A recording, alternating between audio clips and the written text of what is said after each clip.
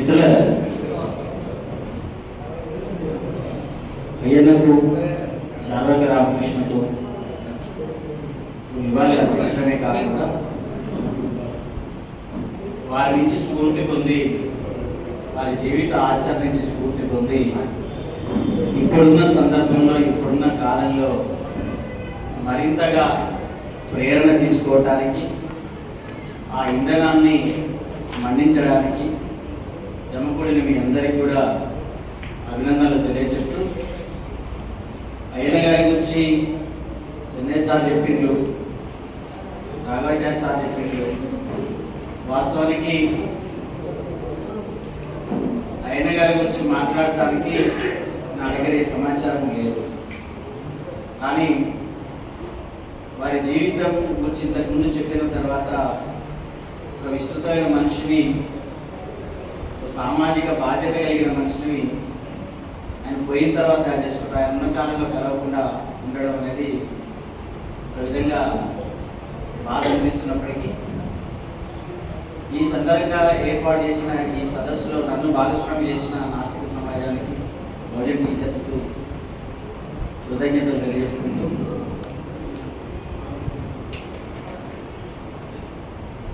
నేను టాపిక్ మీదనే మాట్లాడతాను. కానీ మనుషులం కదా, ఎటైనా వెళ్ళవచ్చు, ఎటువైపైనా వెళ్ళవచ్చు.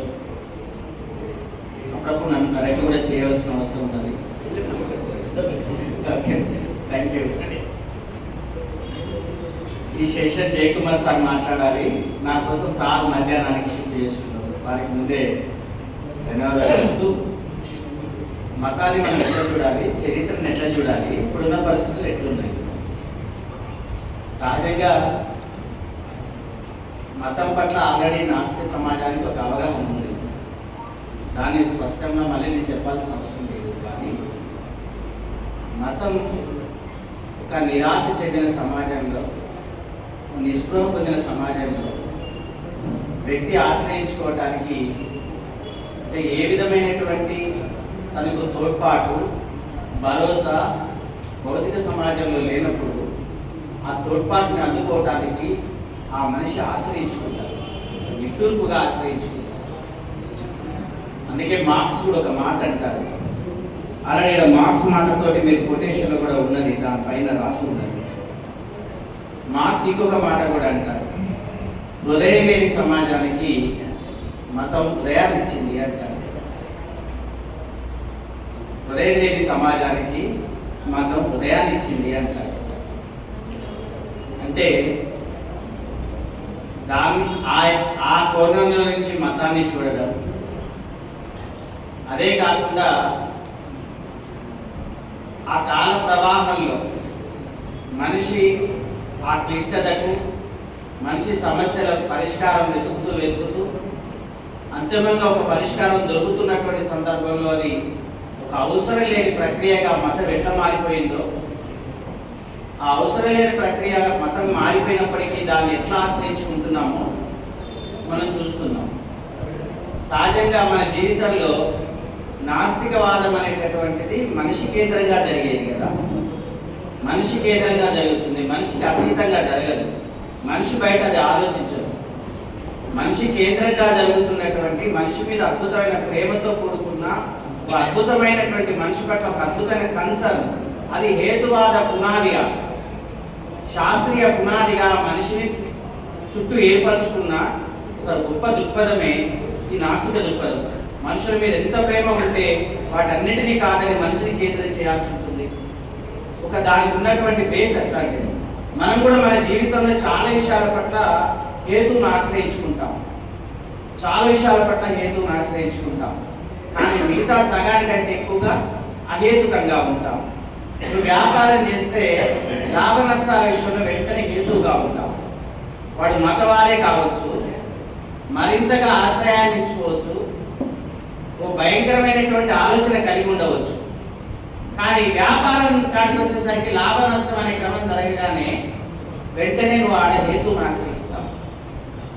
నీ రోజువారీ జీవితంలో, మన రోజువారీ జీవితంలో కొన్ని కెరీరిజం ఉన్నది. ఉద్యోగం పొందాలి, ఉపాధి పొందాలి, నీకు తెలియకుండా నువ్వు హేతువుగానే ఉంటావు. రోజువారీ కూలికి పోతే కూలి పని చేసే క్రమంలో ఆడ దేవుడిని ఏం ఆశ్రయించావు కదా, శారీరక శ్రమను అంటే హేతువుని ఆశ్రయిస్తావు కదా, హేతుబద్ధంగా నాకు ఇంత కావాలని కోరుకుంటాను కదా. కెరీర్లోనే హేతు ఉంటుంది, ఇంకా పోతే వ్యాపార లాభ నష్టాల్లో హేతు ఉంటుంది. కానీ ఆ మనుషులే విలువలు ఆదర్శాలు ఏవైతే అనుకుంటామో, సామూహిక విలువలు సామూహిక ఆదర్శాలు ఏవైతే అంటామో అక్కడ మాత్రం హేతు చూడాలి. ఆ మనిషి హేతుకు విరుద్ధంగా ఏం ప్రవర్తిస్తలేదు. హేతుబద్ధంగా కొన్ని సందర్భాల్లో ఉంటున్నాడు, ఎక్కువ సందర్భాల్లో వేరుగా ఉంటున్నాడు. వాస్తవంగా ఈ పరిస్థితుల్లో, ఇప్పుడున్న పరిస్థితుల్లో ఇది మరింతగా మతం ఏం చెప్పింది, మతం యొక్క పరిణామక్రమం ఏంది, ఆ డేట్లు తారీఖులు దస్తావేజులతో మనకు సంబంధం లేదు. కానీ మతం చాలా సందర్భాల్లో ఎలాంటి పాత్ర పోషించింది, మనకు చాలా వరకు మతం ఎట్లా పోషించింది అని చెప్పడానికి తొలి దశలో దాని ప్రయత్నం మనం మార్క్స్ అన్నట్లు చెప్పుకోవచ్చు. ఒక సమాజం అంతా కఠినమైన పరిస్థితుల్లో, సమాజం అంతా శిలాసదృశ్యంగా మారుతున్న సమయంలో నీలో ఒక కరుణ ఉండాలి, నీ పూర్వీకుల పట్ల ఒక కన్సర్న్ ఉండాలి, నీ తోటి జీవజాలం, నీ తోటి ప్రకృతి పట్ల ఒక కన్సర్న్ ఉండాలని ఒక ఆలోచన కూడా మతం ఇచ్చింది. ఒక దశలో ఒక మతం నీ పూర్వీకుల పట్ల, నీ చుట్టూ ఉన్న మనుషుల పట్ల, జంతువుల పట్ల ఒక కన్సర్న్. ఎందుకంటే ఆ కన్సర్న్ సమాజం ఇవ్వలేదు. ఇవ్వగలిగే సైన్స్ హేతువాదము ఆ సమాజంలో పుట్టలేదా, అది నాశనం చేయబడ్డదా తర్వాత సంగతి. కానీ ప్రతి మతం ఆవిర్భవించినప్పుడు, ఒక మతాన్ని కొట్టి ఇంకొక మతం ఆవిర్భవించినప్పుడు ఖచ్చితంగా దాంట్లో కొంత మానవీయ గుణం అనేది ఉన్నది. ఒక మతాన్ని కొట్టి ఇంకొక మతం వచ్చినప్పుడు పాత మతంలోని తప్పుడు గుణాలు, పాత మతంలోని ఒక అనైతికతని కౌంటర్ చేస్తూ ఇంకో కొత్త మతం కూడా గుర్తుకొచ్చినాయి. మతాలు కంప్లీట్గా మనం అనుకున్నటువంటి ఆ దృక్పథంలోనే ఉన్నాయా అన్నప్పుడు కూడా అది ఒక పెద్ద ప్రశ్నగానే మిగిలిపోతుంది.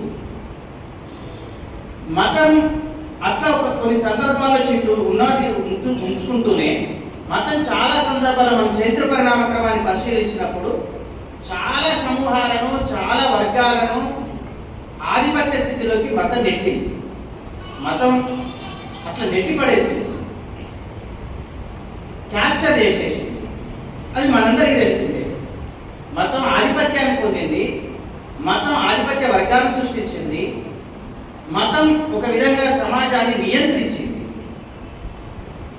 అది విలువల రూపంలో దానికి క్యారెక్టర్స్, మతానికి మనిషికి ఉండే క్యారెక్టర్ లెక్క మతానికి కూడా కొన్ని క్యారెక్టర్స్ ఉంటాయి కదా, దానికి ఉండే నేచర్, దానికి ఉండే నేపథ్యాలని. ఒకప్పుడు సౌందర్యంగా కనిపిస్తుంది, సుగుణంగా కనిపిస్తుంది, ఒక్కొక్కప్పుడు చంద్రముఖి సినిమా లాగా కనిపిస్తుంది. మతం కూడా చాలా వర్గాలను అంటే తన డామినెంట్ ఎట్లయితే చేసిందో మతం చాలా సందర్భాల్లో అట్లా ఆధిపత్యాన్ని సృష్టించినప్పటికీ ఆ ఆధిపత్యాన్ని ధిక్కరించగలిగే ప్రతిఘటన కూడా మతం ఇచ్చింది. ఆ మతంలో ప్రతిఘటన కూడా వచ్చింది. మత ఆచరణలో అద్భుతమైన ప్రతిఘటన కూడా మన కళ్ళ ముందు కనిపిస్తుంది. మీరు ఒకసారి గమనిస్తే మనకి రీసెంట్ అంశాలతో పాటు మనకి ఇండస్ వ్యాలీ సివిలైజేషన్లో గుడి లేదు కదా, ఎక్కడ ఆవిష్కరించినాము. ఇండస్ వ్యాలీ సివిలైజేషన్లో ఎక్కడ గుడి లేదు. అమ్మతల్లిని చూసినాం, పాశుపతిని చూసినాం, తన చుట్టూ ఉన్నటువంటి ప్రకృతి శక్తుల్ని దాని చుట్టూ సింబాలిక్లో చూసినాం. 400 సింబల్స్ దొరికితే ఆ సింబల్స్లో ప్రకృతి శక్తులు ఉన్నాయి. లేకపోతే ఇంకా చెప్పాలి అంటే అటవీ మృగాలు ఉన్నాయి, సాధు జంతువులు లేవు, అడవి మృగాలు ఉన్నాయి తన సింబల్స్లో. రకరకాల ఆలోచనతోటి దాన్ని రకరకాలుగా కల్పితం చేసిన అది వేరే. కానీ ఇండస్ వ్యాలీలో మనం గమనించింది అంటే ఎక్కడా కూడా ఒక పవిత్ర క్షేత్రం అంటూ, ఒక దేవాలయ నిర్మాణం అంటూ, ఒక పూజ అది నేపథ్యం అంటూ, ఒక చిన్న విగ్రహం 5 ఇంచుల విగ్రహంలో ఒక పూజారి విగ్రహం కనిపిస్తుంది. కానీ నిర్మాణాలు మనకు కనపడవు. అది ఒక కనిపిస్తుంది.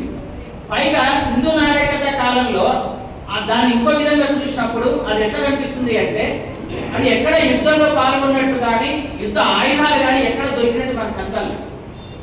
ఆ నాగరికత నాగరికత క్రమంలో అది యుద్ధం చేసింది ఎక్కడన్నా? అది అద్భుతమైన పట్టణ నాగరికత అన్నాం, అద్భుతమైన నాగరికతకు ప్రపంచంలో ఒక బెస్ట్ సింబల్గా అనుకున్నాం. కానీ అది 21 తర్వాతనే మనకు ఆ స్పృహ వచ్చింది. 1921కి ముందు మనకున్న స్పృహ ఏంటంటే వేద స్పృహనే. ఈ నాగరికత బయటపడలేదు కాబట్టి భారతీయులు ఎప్పటి వారు అన్నప్పుడు వేదకాలాన్ని ప్రామాణికంగా అక్కడి నుంచే మన ప్రయాణం మొదలైందని అనుకున్నాం. వేదకాలంలో ఇవన్నీ ఉన్నాయా? మరి వేదాలు సృష్టించబడ్డప్పటికీ, ఆ వేదాలు ఆధిపత్యాన్ని సృష్టించినని మనం అనుకున్నప్పటికీ, దానికి ప్రతిఘటనగా ఇంకొకటి కూడా సృష్టించబడ్డది. అదే వేదకాల ఋగ్వేదకాల పీరియడ్కి వచ్చేసరికి అవి మనం ఉపనిషత్తుల రూపంలో చూస్తాం. డిసెంట్ అనేటటువంటిది ఈ దేశంలో మొదటి నుంచి ఉంది. ఇవాళ ఈయన చెబితేనో ఆయన చెబితేనో అది కాదు. డీసెంట్ ఈ భారతదేశంలో మొదటి నుంచి ఉంది. వేదాలు ఒక రూపంలోకి నెట్టివేస్తే ఉపనిషత్తులు ప్రతిఘటించారు. వాస్తవ జీవితంలో ఉపనిషత్తులు ఉన్నాయి. యజ్ఞయాగాల దాకా మతం విస్తృతి చెందినప్పుడు, యజ్ఞయాగం దాకా మతం ఆశ్రయించుకున్నప్పుడు, యజ్ఞయాగాల నుంచి బయటపడేందుకు, ఆ నేపథ్యం నుంచి బయటపడేందుకు మళ్ళీ ప్రతిఘటన మతమే సృష్టించింది. మామూలుగా సృష్టించాలి మతం. సహజంగా మీరు గమనించవచ్చు, అక్కడే మనం చూడవలసింది ఏంటి అంటే, ఎప్పుడైతే వాళ్ళు త్రిమూర్తిని తెచ్చుకోవటమో, మూర్తికణాన్ని తెచ్చుకోవటమో మొదలైన తర్వాత, దాని నుంచి భిన్నంగా మళ్ళీ ఉపనిషత్తులకు వచ్చిన తర్వాత, ఆ ఉపనిషత్తుల అనంతరం జరిగిన పరిణామ క్రమమే కదా ఇవాళ నాస్తిక సమాజానికి మూలధాతువు కనిపించింది. మూలధాతువు ఆ సందర్భంలోనే మనం చూడవలసి వస్తుంది కదా. అందులో చాలా కీలకమైనటువంటి కొన్ని సందర్భాలు ఉన్నాయి, మీ అందరి దృష్టిలో ఉండే ఉంటాయి. అందులో అజీవకులు, చార్వాకులు మాత్రమే కాదు, ఆ పరంపర సాంఖ్యం పట్టుకున్న వాళ్ళు, న్యాయం పట్టుకున్న వాళ్ళు, వైశేషికం పట్టుకున్న వాళ్ళు దాన్ని ప్రతిఘటించారు కదా. నేను చార్వాక రామకృష్ణ ఆశ్రమానికి వెళ్ళినప్పుడు ఆశ్రమంలో నేను చూసినటువంటి ప్రతీకలు, సింబాలిక్స్ లో బుద్ధుడు ఉన్నాడు, బుద్ధుడితో పాటు అజితకేశకాంబలి ఉన్నాడు, కనాదుడు ఉన్నాడు. వీళ్ళందరి శిల్పాలు రామకృష్ణ గారు, చార్వాక రామకృష్ణ గారు అక్కడ ఎస్టాబ్లిష్ చేసి నేను చూసినాను. ఒక ప్రతిఘటన బింబాలకు అవి ఒక ప్రతీకలుగా మనకు అక్కడ కనిపిస్తున్నాయి. సాంఖ్యం, యోగం, న్యాయం, ఈ కణాదుడి వీళ్ళందరి అక్కడ కనిపిస్తున్నాయి. చార్వాకులై వీటి అనంతరం కొంచెం ముందుకు వచ్చిన తర్వాత బుద్ధుడి యొక్క స్వభావంలో మనం ప్రతిఘటన కాకపోతే ఏం చూస్తాం? బౌద్ధంలో ఒక అద్భుతమైన ప్రతిఘటనే కదా. ఎట్లాంటి ప్రతిఘటన మనకు బౌద్ధంలో మీరు ఊహించి ఉంటారు. మీ అందరికీ తెలిసినటువంటిది బౌద్ధ ప్రతిఘటనలో సహజంగా డబ్బుకు జాతుకున్న అనువాదాలే మతానికి కూడా ఉంటాయి అని చెప్పేసి అంటాము. విశ్వం అనేది కంప్లీట్ గా పరస్పర ఆధిపత్యం. బౌద్ధంలో ఒక అద్భుతమైన సైంటిఫిక్ అబ్జర్వేషన్ ఉంది. విశ్వంలో ప్రతిదీ పరస్పర ఆధారితం, ఒకదానికి ఒకటి ఆధారితం. పరమ ప్రమాణం అంటూ ఏదీ లేదు. ప్రతిదీ సమానత్వమే, సమానత్వాదమే అని స్పష్టం చేసింది. నిర్యాణం అన్నిటికీ మోక్షం ముక్తి అని చెప్పింది. జైనుకి వచ్చేసరికి స్థలకాలాల మీద చైతన్యం ఆధారపడ్డది, జ్ఞానం ఆధారపడ్డది అనేది వచ్చింది. మనం ఎక్కడైతే ప్రతీకలుగా మతంలో దేవుళ్ళని రూపాలను చూపించినామో ఆ స్థానంలో జ్ఞానం అనేది ఎస్టాబ్లిష్ అవుతూ వచ్చింది. మనం ప్రతిఘటన నేపథ్యం ఇది. దేశంలో సెకండ్ ఫోల్డ్, థర్డ్ ఫోల్డ్కి వచ్చేసరికల్లా, మతంలోని ఫోల్డ్లు అంచులకు వచ్చేసరికల్లా, ఆ అంచులు మడతల్లో బౌద్ధం తర్వాత జ్ఞానం మరింతగా వికసించింది అనేది మనకు కనిపిస్తుంది. వీటితో పాటు మీరు కొన్ని విషయాలు గమనించండి. హీనయానం, మహాయానం వచ్చిన తర్వాత హీనయానం పాత బౌద్ధాన్ని తీసుకున్నప్పటికీ, గురు పరంపరని తీసుకున్నప్పటికీ, మహాయానం అందరినీ తీసుకున్నది. ఆ మహాయానం నుంచి ఇయాటి మతం పుట్టుకొచ్చింది. మళ్ళీ వేరే ఇయాటి శ్రీ వైష్ణవ మతం, ఇయాటి వైష్ణవ మతం పుట్టుకురావడం వెనకాల మహాయానం యొక్క ప్రేరణ మనకు కనిపిస్తుంది. దశావతారాల సిద్ధాంతాల వెనుక మహాయానం కనిపిస్తుంది. దశావతారాల సిద్ధాంతం విష్ణుకి హిందువులకి ఇచ్చినట్టు. అంటే ఇది ఎప్పుడు వచ్చిందంటే బౌద్ధం తర్వాత ఒక దశలో మార్పులు జైనం ఇవన్నీ తీసుకొచ్చిన తర్వాత అది ఎక్కువ కాలం ఉండనేది ఈ దేశంలో అనేది మనందరికీ తెలిసినటువంటిది. ఎక్కువ కాలం ఈ దేశంలో దాన్ని ఉండలేని సందర్భంలో తిరిగి గుప్తుల పీరియడ్కి వచ్చేసరికి, అంటే మొదటి దశలో వేదకాలంలో వ్యవసాయ విప్లవం చాతుర్వర్ణాన్ని సృష్టిస్తే, గుప్తుల కాలానికి వచ్చేసరికి చాలా బలంగా పురాణాలు సృష్టించింది. జ్ఞానం పక్కకు పోయింది. పురాణాల ఆధారితంగా, పురాణాలు అంటే భ్రమ అని అర్థం. పురాణం అంటే ఒక భ్రమ, కల్పితమైనది. ఇందాక రాఘవాచార్య సార్ తన మాటలు వ్యక్తీకరించిండు. కల్పితమైనటువంటిది, ఊహాజనితమైనటువంటిది, మిత్ ఇవన్నీ కూడా మనకు కనిపిస్తాయి. ఈ దేశంలో ఎట్లా మారుతుంది అంటే కొన్ని సింబాల్స్ చూస్తే మనకు అర్థమైపోతుంది. చక్రం అని ఒక సింబల్ని, మత సింబల్ చక్రాన్ని మీరు పరిగణలోకి తీసుకుంటే, చక్రం బ్రాహ్మణ మతంలో, వైదిక మతంలో చక్రం యుద్ధానికి ప్రతీక, కానీ బౌద్ధంలో ధమ్మచక్రానికి ప్రతీక, పురోగతికి ప్రతీక. అంటే ఒక కాలంలో ఇంకో కాలానికి వచ్చేసరికి దాని రూపం ఎట్లా మారిపోయింది. మతానికి ఉండే గుణాలు కూడా పోతాయి కదా, మనకి సింబల్ చూసినప్పుడు అర్థమైపోయింది కదా. దాని తర్వాతనే కదా గుదిగుచ్చింది. ఈతని గుదిగుచ్చిందంతా శంకరులు వచ్చినాకనే కదా. అద్వైతం సృష్టించబడ్డ తర్వాతనే, గీతను గుదిగుచ్చి భగవద్గీతగా మార్చిన తర్వాతనే వీటన్నిటిని అప్పటికే ఉన్న భారతదేశంలో వెలిసిన అనేక ఫిలాసఫీని ఎవరి కాడిపోతే వాడి ఆ అర్థంలో ఎవరి ముఖం వాడికి కనపడ్డట్టుగా గీతలో వాటన్నిటిని ఎగ్జామిన్ చేయగలిగింది కదా శంకరాచార్యులు వచ్చిన తర్వాతనే. ఈ పరంపర మీరు అట్లా మీరు చూడండి. చివరికి వచ్చేసరికల్లా ఈ దేశంలో విదేశస్తులు వచ్చేసరికల్లా ఈ దేశంలో ఎట్లా ఉన్నదో మీకు అర్థమవుతుంది. ఈ విదేశస్తుల్లో గ్రీకులు, శకులు, పహలవులు వచ్చి చాలా మంది ఇందులో ఈ కాలంలో ఉన్న చాలా రకాల మతాలు వాళ్ళు ఇన్బిల్ట్ అయి ఉండవచ్చు. కానీ అంతిమంగా మీరు గమనించవలసింది ఏంటి అంటే, ఈ దేశంలో సూఫీజం వచ్చిన తర్వాత వచ్చిన మార్పులు కూడా మీరు పరిగణలోకి తీసుకోవాలి. సూఫీజం ఎలాంటి ప్రభావాన్ని తీసుకొచ్చింది ఈ దేశంలో? సూఫీజ కాలం నాటికి వచ్చిన ఫోల్డ్ ఏది? ఈ దేశంలో వచ్చిన కొత్త ఫోల్డ్ ఏది? సూఫీజం ఈ దేశంలోకి వచ్చిన తర్వాత ఈ దేశంలో ఉన్న అప్పటికే చాదస్తం పట్టుకున్న సందర్భంలో, ఒక మూర్ఖత్వం పట్టుకున్న సందర్భంలో బయటి నుంచి వచ్చినటువంటి కొన్ని గుణాలు వీళ్ళ మీద ప్రేరేపణ చూపించినాయి. అట్లా వచ్చిన వాటిల్లో సూఫీ ఈ దేశంలో చాలా పెద్ద ప్రభావం ఉన్నది. ఈ రోజు భారతీయ భావన అని మనం ఏదైతే అనుకుంటున్నామో దాని వెనుక బలమైన పునాది సూఫీజం. భారతీయ భావన వెనకాల ఉన్న ప్రధానమైనటువంటి ఆ నేపథ్యం, ఓ తాత్విక పునాది సూఫీజం. ఈ సూఫీజం నుంచి చాలా తెచ్చుకోవచ్చు, అంటే చాలా వచ్చింది అందులో. అది ఎట్లాంటిది వచ్చింది, ఏ రూపంలోకి వచ్చింది? ఆ సూఫీ నుంచి ఎక్స్టెన్షన్ అయినటువంటి రామానందుడు నుంచి ఎక్స్టెన్షన్ అయిన కబీర్, రామానందుడు నుంచి ఎక్స్టెన్షన్ అయిన కబీర్ నుంచి ఎక్స్టెన్షన్ అయిన గురునానక్. నేను ప్రతిఘటన ఎట్లా ఉందో మీరు చూడండి.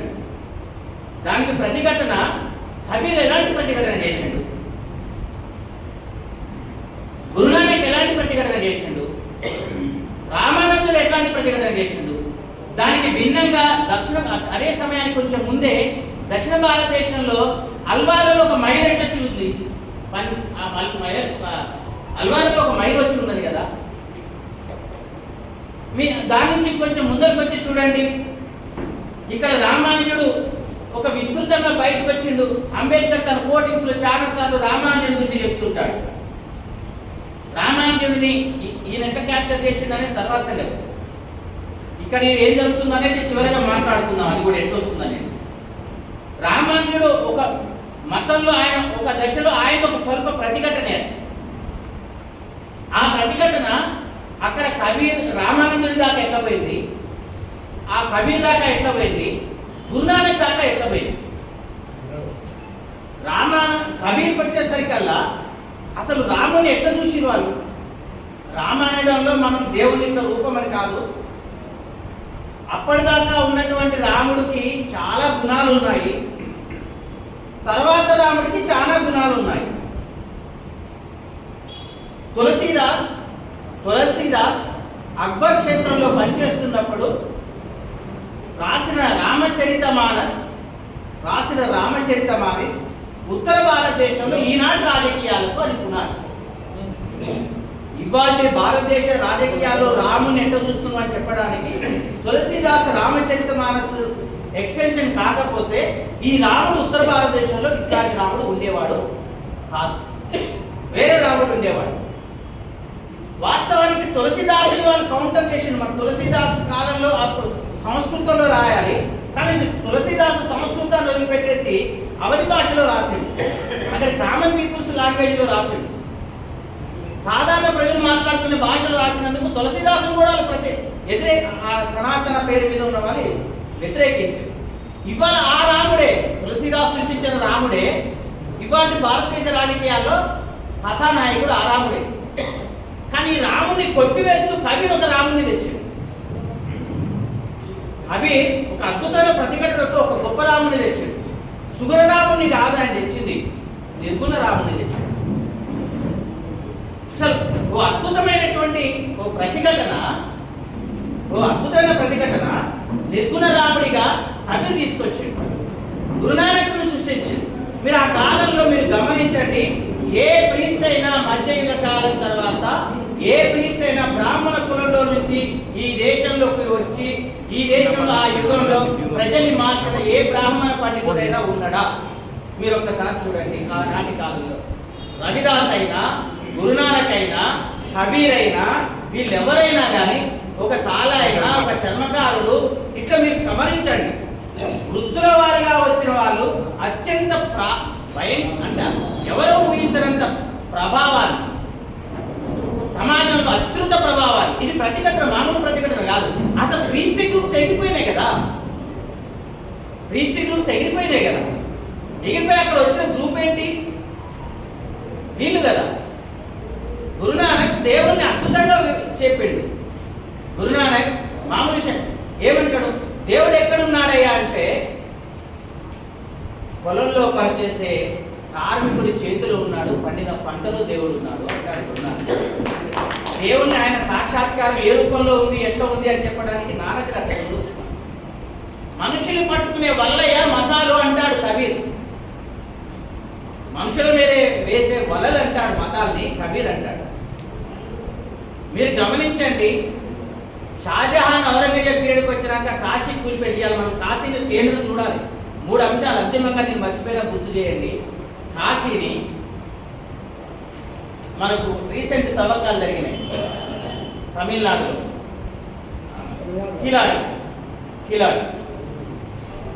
కీలాడిని కాశీని మనం ఒకసారి కంపేర్ చేసుకుందాం.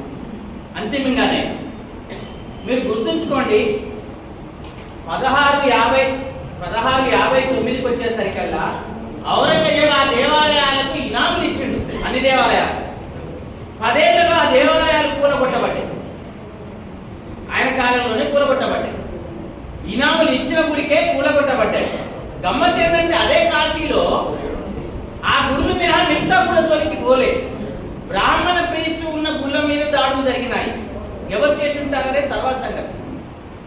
సరే, అది ఏమైనా మీరు ఒక్కసారి గమనిస్తే ఆనాటి భక్తియుగ కాలంలో ప్రజల్ని మార్చివేయగలిగింది, ప్రభావితం చేయగలిగింది క్రీస్తు గ్రూప్ నుంచో, మత గ్రూప్ నుంచో, విగ్రహాల నుంచి వచ్చిన మతాల నుంచో, లేదా డైరెక్ట్ మీరు అనుకుంటున్నట్టు ఇస్లాం నుంచో, క్రైస్తవ నుంచో వచ్చిన వాళ్ళు కాదు. సాధారణ ప్రజా జీవితంలో నుంచి వచ్చినటువంటి సామాన్య వృత్తిదారుల నుంచి వచ్చినటువంటి వాళ్ళు ఎవ్వరు కూడా ఏమీ మిగుల్చుకోలేని వ్యక్తులు. అద్భుతమైనటువంటి స్పిరిచువాలిటీని ఈ సమాజానికి ఒక అడ్రస్ చేసినటువంటి వాళ్ళు. వాళ్ళ జీవితంలో నిజంగా మీరు గమనిస్తే కమ్యూనిజమే ఉంటుంది. వాస్తవ జీవితంలో వాళ్ళని గమనిస్తే కమ్యూనిజమే ఉంటుంది. అంటే ఈ దేశానికి చాలా ఏళ్లుగా కరుడుగట్టిన శిలా సదృశ్యమైన ఒక స్వభావానికి మానవీయ గుణాన్ని మధ్యయుగ కాలంలో భారతీయ భావన కాన్సెప్ట్ రూపంలో మనకు అందించిన వాళ్ళే. మీరు చాలా స్పష్టంగా చూడవచ్చు. ఇది మనకు ఆ కాలం నాటి నేపథ్యం. మీరు ఆ సమయానికి కొంచెం ముందుకొచ్చి చూస్తే, వాళ్ళని దాటి కొంచెం ముందుకొచ్చి చూడండి, ఎంత అద్భుతంగా మీకు అది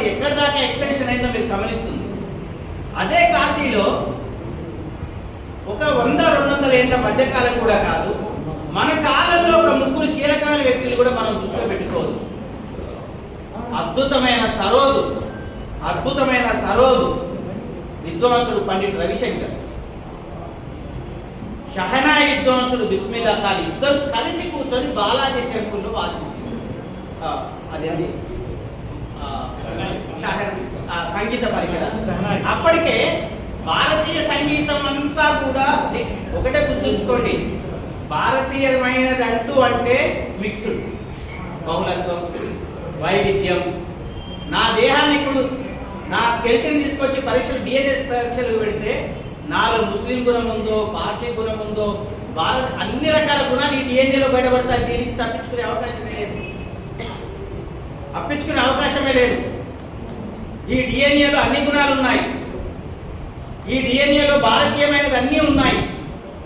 నేను స్వచ్ఛమైన అనేటటువంటి దానికి అర్థమే లేదు. ఆయన ఎంత పెద్ద ఏ రూపంలో ఉండని, ఏ మఠాధిపతి కానీ గుద్దకొచ్చి కూర్చోబెట్టి డిఎన్ఏ చేస్తే నాస్తికుడికి అదే, పీఠాధిపతికి అదే డిఎన్ఏ ఉంటుంది. భారతీయ డిఎన్ఏలో అన్ని మిక్స్ వైవిధ్యత. ఇది సుదీర్ఘకాలం జరిగినటువంటి ఒక నేపథ్యం. అది కేవలం అట్లనే కాదు, సంగీతంలో కూడా భాగం వచ్చింది కదా. సంగీతంలో అనేక ఆఫ్రికా, పర్షియా, గ్రీకు అన్ని శిల్పంలో వచ్చినట్టే, చిత్రంలో వచ్చినట్టే సంగీతంలో వచ్చింది కదా. ఆ సంగీత గుణాలే మనకు రవిశంకర్ రూపంలో కనపడ్డాయి, బిస్మిల్లా ఖాన్ రూపంలో. రవిశంకర్ 70 ఏళ్ల వయసులో వచ్చి లక్నోలో ముస్లిం గురువు కాళ్ళ మీద పడుతుంటే ద్రవించిపోతారు. సంగీతానికి ఇస్లాం సంగీతాన్ని అంగీకరించదు. ఇస్లాం చిత్రలేఖనాన్ని అంగీకరించదు. ఇస్లాం ఫోటోగ్రఫీని అంగీకరించదు. ఇదేంటి మరి ఆ రంగంలోనే వాళ్ళంతా గొప్పవాళ్ళు ఉన్నారు. అందరూ ఆ వర్గం నుంచి వచ్చి ఆ రంగంలో అంత నిష్ణాతులు ఎట్లయినారు? నిషేధించబడ్డ వ్యవస్థలో నుంచి వచ్చి వాళ్ళు ఎట్లా రాగలిగిండ్రు అక్కడ? అది పక్కన. గిరిజా దేవి అని ఓ అద్భుతమైన సంగీత కళాకారి. ఆమె మొహర్రం మొత్తం మీద అదే కాశీలో శోక గీతాలు పాడతారు, షియా గీతాలు పాడతారు. ఇదే కాశీ. అంటే ఒక విధమైన వాతావరణం ఎక్కడి నుంచి ఎక్కడికి ఎట్లా మనం ఎక్స్టెన్షన్ చేసుకోగలిగినాము. అది కాస్త మనకు నారాయణ గురు, పెరియార్, అంబేద్కర్ కాన్సెప్ట్కి వచ్చేసరికల్లా ఎట్లాంటి నేపథ్యంలో మనం ఉన్నాం. ప్రతిఘటన ఈరోజు ఈయన పెట్టుకున్న ఈ దీంతోటే కాలేదు కదా. దీని వెనకాల సనాతనం అంటే కొనసాగుతున్నదని అర్థం వస్తే, అసలు సనాతనం అంటే కొనసాగుతున్నది, చావులేదంటూ వస్తే ఈ దేశంలో చావులేంది ప్రశ్న ప్రతిఘటన మాత్రమే. సనాతనానికి నువ్వు చెప్పుకున్న అర్థం అదైతే, సనాతనం అంటే అర్థం కొనసాగేది, జీవించేది అని నువ్వు అంటే అసలు జీవించేది ఈ దేశంలో ప్రశ్న మాత్రమే, పోరాటం మాత్రమే, ప్రతిఘటన మాత్రమే అని వేరేళ్ల చరిత్ర మనకు రూఢి చేస్తుంది. మతంలో అది రూఢి చేస్తుంది. మీరు గమనించండి, గారికి ప్రశ్నించలేదా? మైత్రేయ ప్రశ్నించలేదా? ఓ మహిళా కోణంలో మీరు ఎట్లా ఇది మారుతూ వచ్చింది అని చెప్పడానికి మీరు కొంచెం ముందుకు వస్తే, ఆధునిక కాలంలో పెరియార్ పెట్టిన భిక్ష సావిత్రిబాయి పూలే, మహాత్మా జ్యోతిబా పూలే పెట్టిన ప్రతిఘటన భిక్ష చిన్నదా? అంబేద్కర్ దాకా అది ఎలా కొనసాగింది? అంబేద్కర్ దాకా ఆ పరంపర, ప్రతిఘటన పరంపర ఈ దేశంలో ఎట్లా వచ్చింది? అంబేద్కర్ తీసుకున్న మతం ఏంది? అంబేద్కర్ అనుసరించిన జీవన విధానం ఏంది? అంబేద్కర్ నేపథ్యం, అంబేద్కర్ ఎట్లాంటి వైపు ఎటువైపు వెళ్ళిండు? మీరు అట్లా కూడా చూడండి. జ్యోతిబా పూలేని చూడండి, సావిత్రిబాయి పూలే చూడండి. సావిత్రిబాయి పూలే బలి మీద అద్భుతమైన పోయిమ్స్ రాసింది. మా బలి చక్రవర్తి, మా నాయకుడు బలి, మా త్యాగానికి గుర్తు బలి మీద ఎన్ని పద్యాలు రాసిందో సావిత్రిబాయి పూలే. శివాజీ మీద ఎన్ని పద్యాలు రాసిందో. శివాజీ ప్రతిఘటన కాదా? శివాజీ ప్రతిఘటనే కదా. ఇక్కడ చిత్పన్ బ్రాహ్మణుడు ఎవడు నిన్ను పిలిచి పట్టాభిషేకం చేయనంటే ఎవరినో తెచ్చి సరే వాడు ఎట్లా ఎంత అవమానకరంగా వ్యవహరించవచ్చు, కానీ తాను ఒక సెక్యులర్ పాలకుడిగా శివాజీ అద్భుతమైన ప్రతిఘటన ఆ కాలంలో తన అంగరక్షకుల్లో 12 మంది అంగరక్షకులు ముస్లింలు పెట్టుకున్నాడా లేదా? శివాజీ ఒక ప్రతిఘటన. మీకు ఇట్లా చూస్తే ఒక ప్రతిఘటన కనపడ్డది. ఎటు చూసిన ఈ దేశ పరిణామ క్రమం అంతా కూడా ఆయన మీద చంపడానికి వచ్చినప్పుడు, చంపడానికి పంపించిన ఔరంగజేబుకు సర్వసైన్యాధ్యక్షుడిగా ఉన్నటువంటి ఆయన ఎవరు అంత ఈ హిందూ కదా, రంజిత్ కాదు, జయసింగ్ మాన్సింగ్ అప్పుడు మంత్రిగా ఉన్నాడు. జయసింగ్ పురందర్ సంధి చేసింది కదా శివాజీకి ఆయనకు మధ్య, పురందర్ సంధి. దానికి పూర్తి బాధ్యుడు. అది విచిత్రం ఏంటంటే వాళ్ళు పంపింది భయంకరమైన కుట్రదారులు పంపినప్పటికీ ఆ కుట్ర నుంచి శివాజీని బయట పంపించింది ఎవరు? మళ్ళీ అదే ఇస్లాం చెందిన వాళ్ళు కదా, ఆ సమాజానికి చెందిన వాళ్ళే కదా. అఫ్జల్ ఖాన్ నుంచి శివాజీని కాపాడడం కానీ, షైస్తా ఖాన్ నుంచి కాపాడడం కానీ ఎవరు చేసిరని? నౌకాదళ చీఫ్గా ఎవరున్నారు? శివాజీ పోతూ మసీదుకి ఎన్నిచ్చిండు? శివాజీ పోతూ అక్కడికి ప్రయాణంలో పోతూ చర్చికి ఏమిచ్చిండు? మీరు రాణా ప్రతాప్ సింగ్ చరిత్ర వాళ్ళు చాలా చెప్తారు కదా, అక్కడి నుంచి ఏం తీసుకోవాలి? అక్బర్ ముస్లిం అయితే అక్బర్ వైపు ఉన్నటువంటి సైన్యాధిపతులు ఎవరు? రాణా ప్రతాప్ హిందూ అయితే రాణా ప్రతాప్ పెరుగుతున్న సైన్యాధిపతి ఎవరు? మీరు అంటే కాలం మనం యుద్ధ చక్రం అంటే ధర్మచక్రం యుద్ధ చక్రంగా చరిత్రలో ఎట్లా మారిపోయిందో గుణాలు కూడా మారిపోతూ వచ్చినాయి. ఈ ప్రతిఘటన అనేటటువంటిది ఒక కాలానికి వచ్చేసరికల్లా మీరు గమనించవలసింది ఏంటి అంటే గత 100 ఏళ్ల చరిత్రను మనం ముందర పెట్టుకొని చూడవలసిన అవసరం ఉంది. నేను ఇయ్యలాగా చెప్పింది ఒక టూకీగా ఈ దేశ చరిత్ర పరిణామ క్రమంలో మతం ఎట్లుంది అని చెప్పడానికి ఫోల్డ్స్, ప్రతి ఫోల్డ్లో ఒక విధంగా ప్రతిఘటనని ప్రతి ఫోల్డ్ ఇచ్చింది. ఈ దేశంలో మానవత్వాన్ని నిలబెట్టడానికి, కింది సమాజం గురించి మాట్లాడడానికి, వాయిస్లెస్ పీపుల్స్కి వాయిస్ ఇవ్వడానికి ప్రతిఘటన ఎప్పుడు కొనసాగింది. ఈ పరిస్థితుల్లో ఈ 100 ఏళ్ల ఉత్సవం మన కాలంలో ఒకటి జరుగుతూ ఉంది, చేస్తూ ఇప్పుడు చరిత్రని, ఇప్పుడు మతాన్ని ఎట్లా చూడాలి, ఇప్పుడు చరిత్రను మతాన్ని ఎట్లా చూడాలి, ఇది మన ముందున్న కీలకమైన అంశం. మీరు ఇదే 100 ఏళ్ల కాలంలో మీరు కొంచెం ముందుగా చూసినప్పుడు సేమ్ ఇట్లాంటి ఫిలాసఫీ ఇంకొక కాడ ఉంది. ఇదే ఫిలాసఫీ ఇంకొక కాడ ఉంది. 100 ఏళ్ల క్రితం పుట్టిన ఆర్ఎస్ఎస్ సంఘ పరివార్ దానికి ప్రధానమైనటువంటి సైనిక నేపథ్యాన్ని ఆలోచనని ఇచ్చినటువంటి మూంజే ప్రేరణ పొందింది. సంఘ పరివార్ ప్రధాన నాయకుడిగా ప్రేరణ పొందింది ఎవరి నుంచి? హిట్లర్ నుంచి. హిట్లర్ ఎవరి నుంచి ప్రేరణ పొందిండు? నీషే నుంచి. నీషే ఎవరి నుంచి ప్రేరణ పొందిండు? మను నుంచి.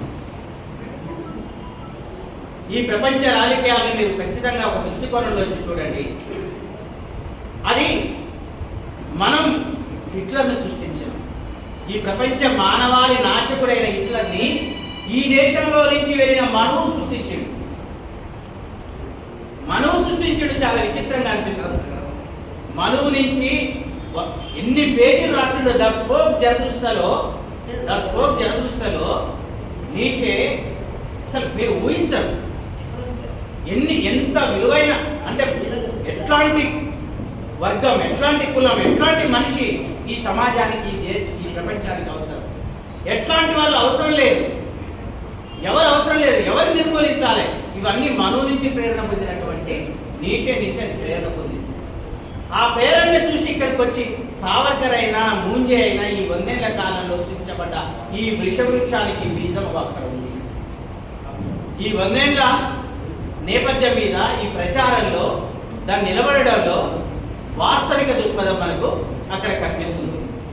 మీరు గమనించండి, ఈ కాలంలో ఆర్ఎస్ఎస్ కంటే కొంచెం ముందుగా పుట్టింది జర్మనీలో ఫాసిజం నుంచి బాగా ప్రేరణ ఇటలీ నుంచి ఫాసిజం, జర్మనీ నుంచి నాజీ. దీని నుంచి బాగా ప్రేరణ ఈ రాజకీయాలకు, వీటన్నింటికి మతమే. ఈ మతం ఎక్కడ ఆశ్రయించుకుంది అంటే పూర్తిగా గత నుంచి డ్రా చేయడమే. గత నుంచి ఏం డ్రా చేసింది ఇది? ఇక్కడ మీరు గుర్తుంచుకోండి, నీషే చెప్పేది అధినాయకుడు. మను చెప్పేది అధీకృత కులం. దానికి ఆయన బ్రాహ్మణ, మను దృక్పథంలో అది బ్రాహ్మణ రేస్, సూపర్ రేస్. నీకు అక్కడికి వచ్చేసరికి ఫాసిజము నాసిజము దాదాపు ఒకే కంపారిజన్లో మీరు దీన్ని అర్థం చేసుకుంటే రెండింటిని వేరు చెప్పాల్సిన అవసరం లేదు. కానీ వాళ్ళు చెప్పేటటువంటి ఆర్య, ఈడ చెప్పే ఆర్య జాతి సిద్ధాంతం ఒకటి. అక్కడి ఆర్య సిద్ధాంతం, ఇక్కడి ఆర్య సిద్ధాంతంలో రేస్ ఇంపార్టెంట్, జాతి.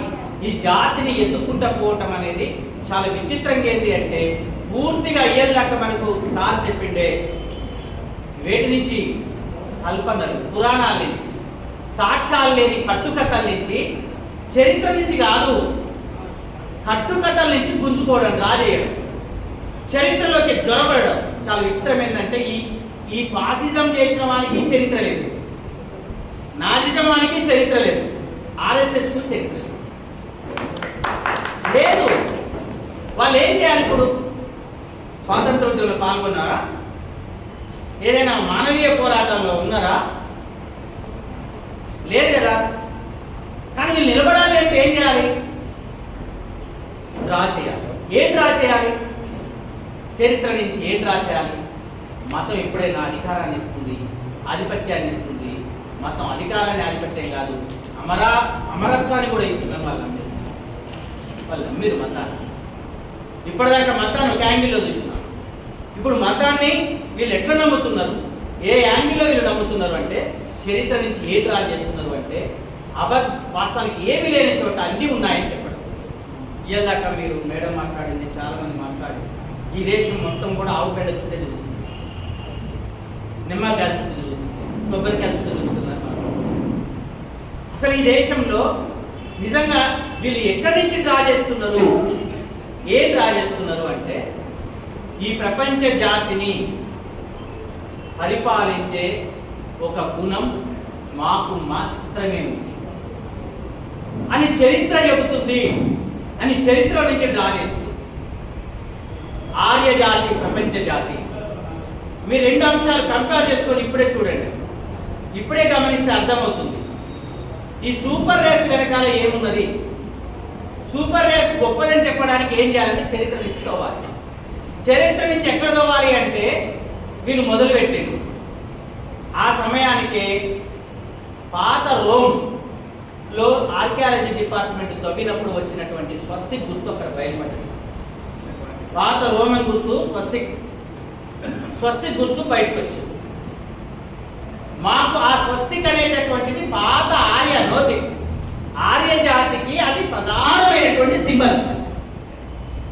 కాబట్టి ఈ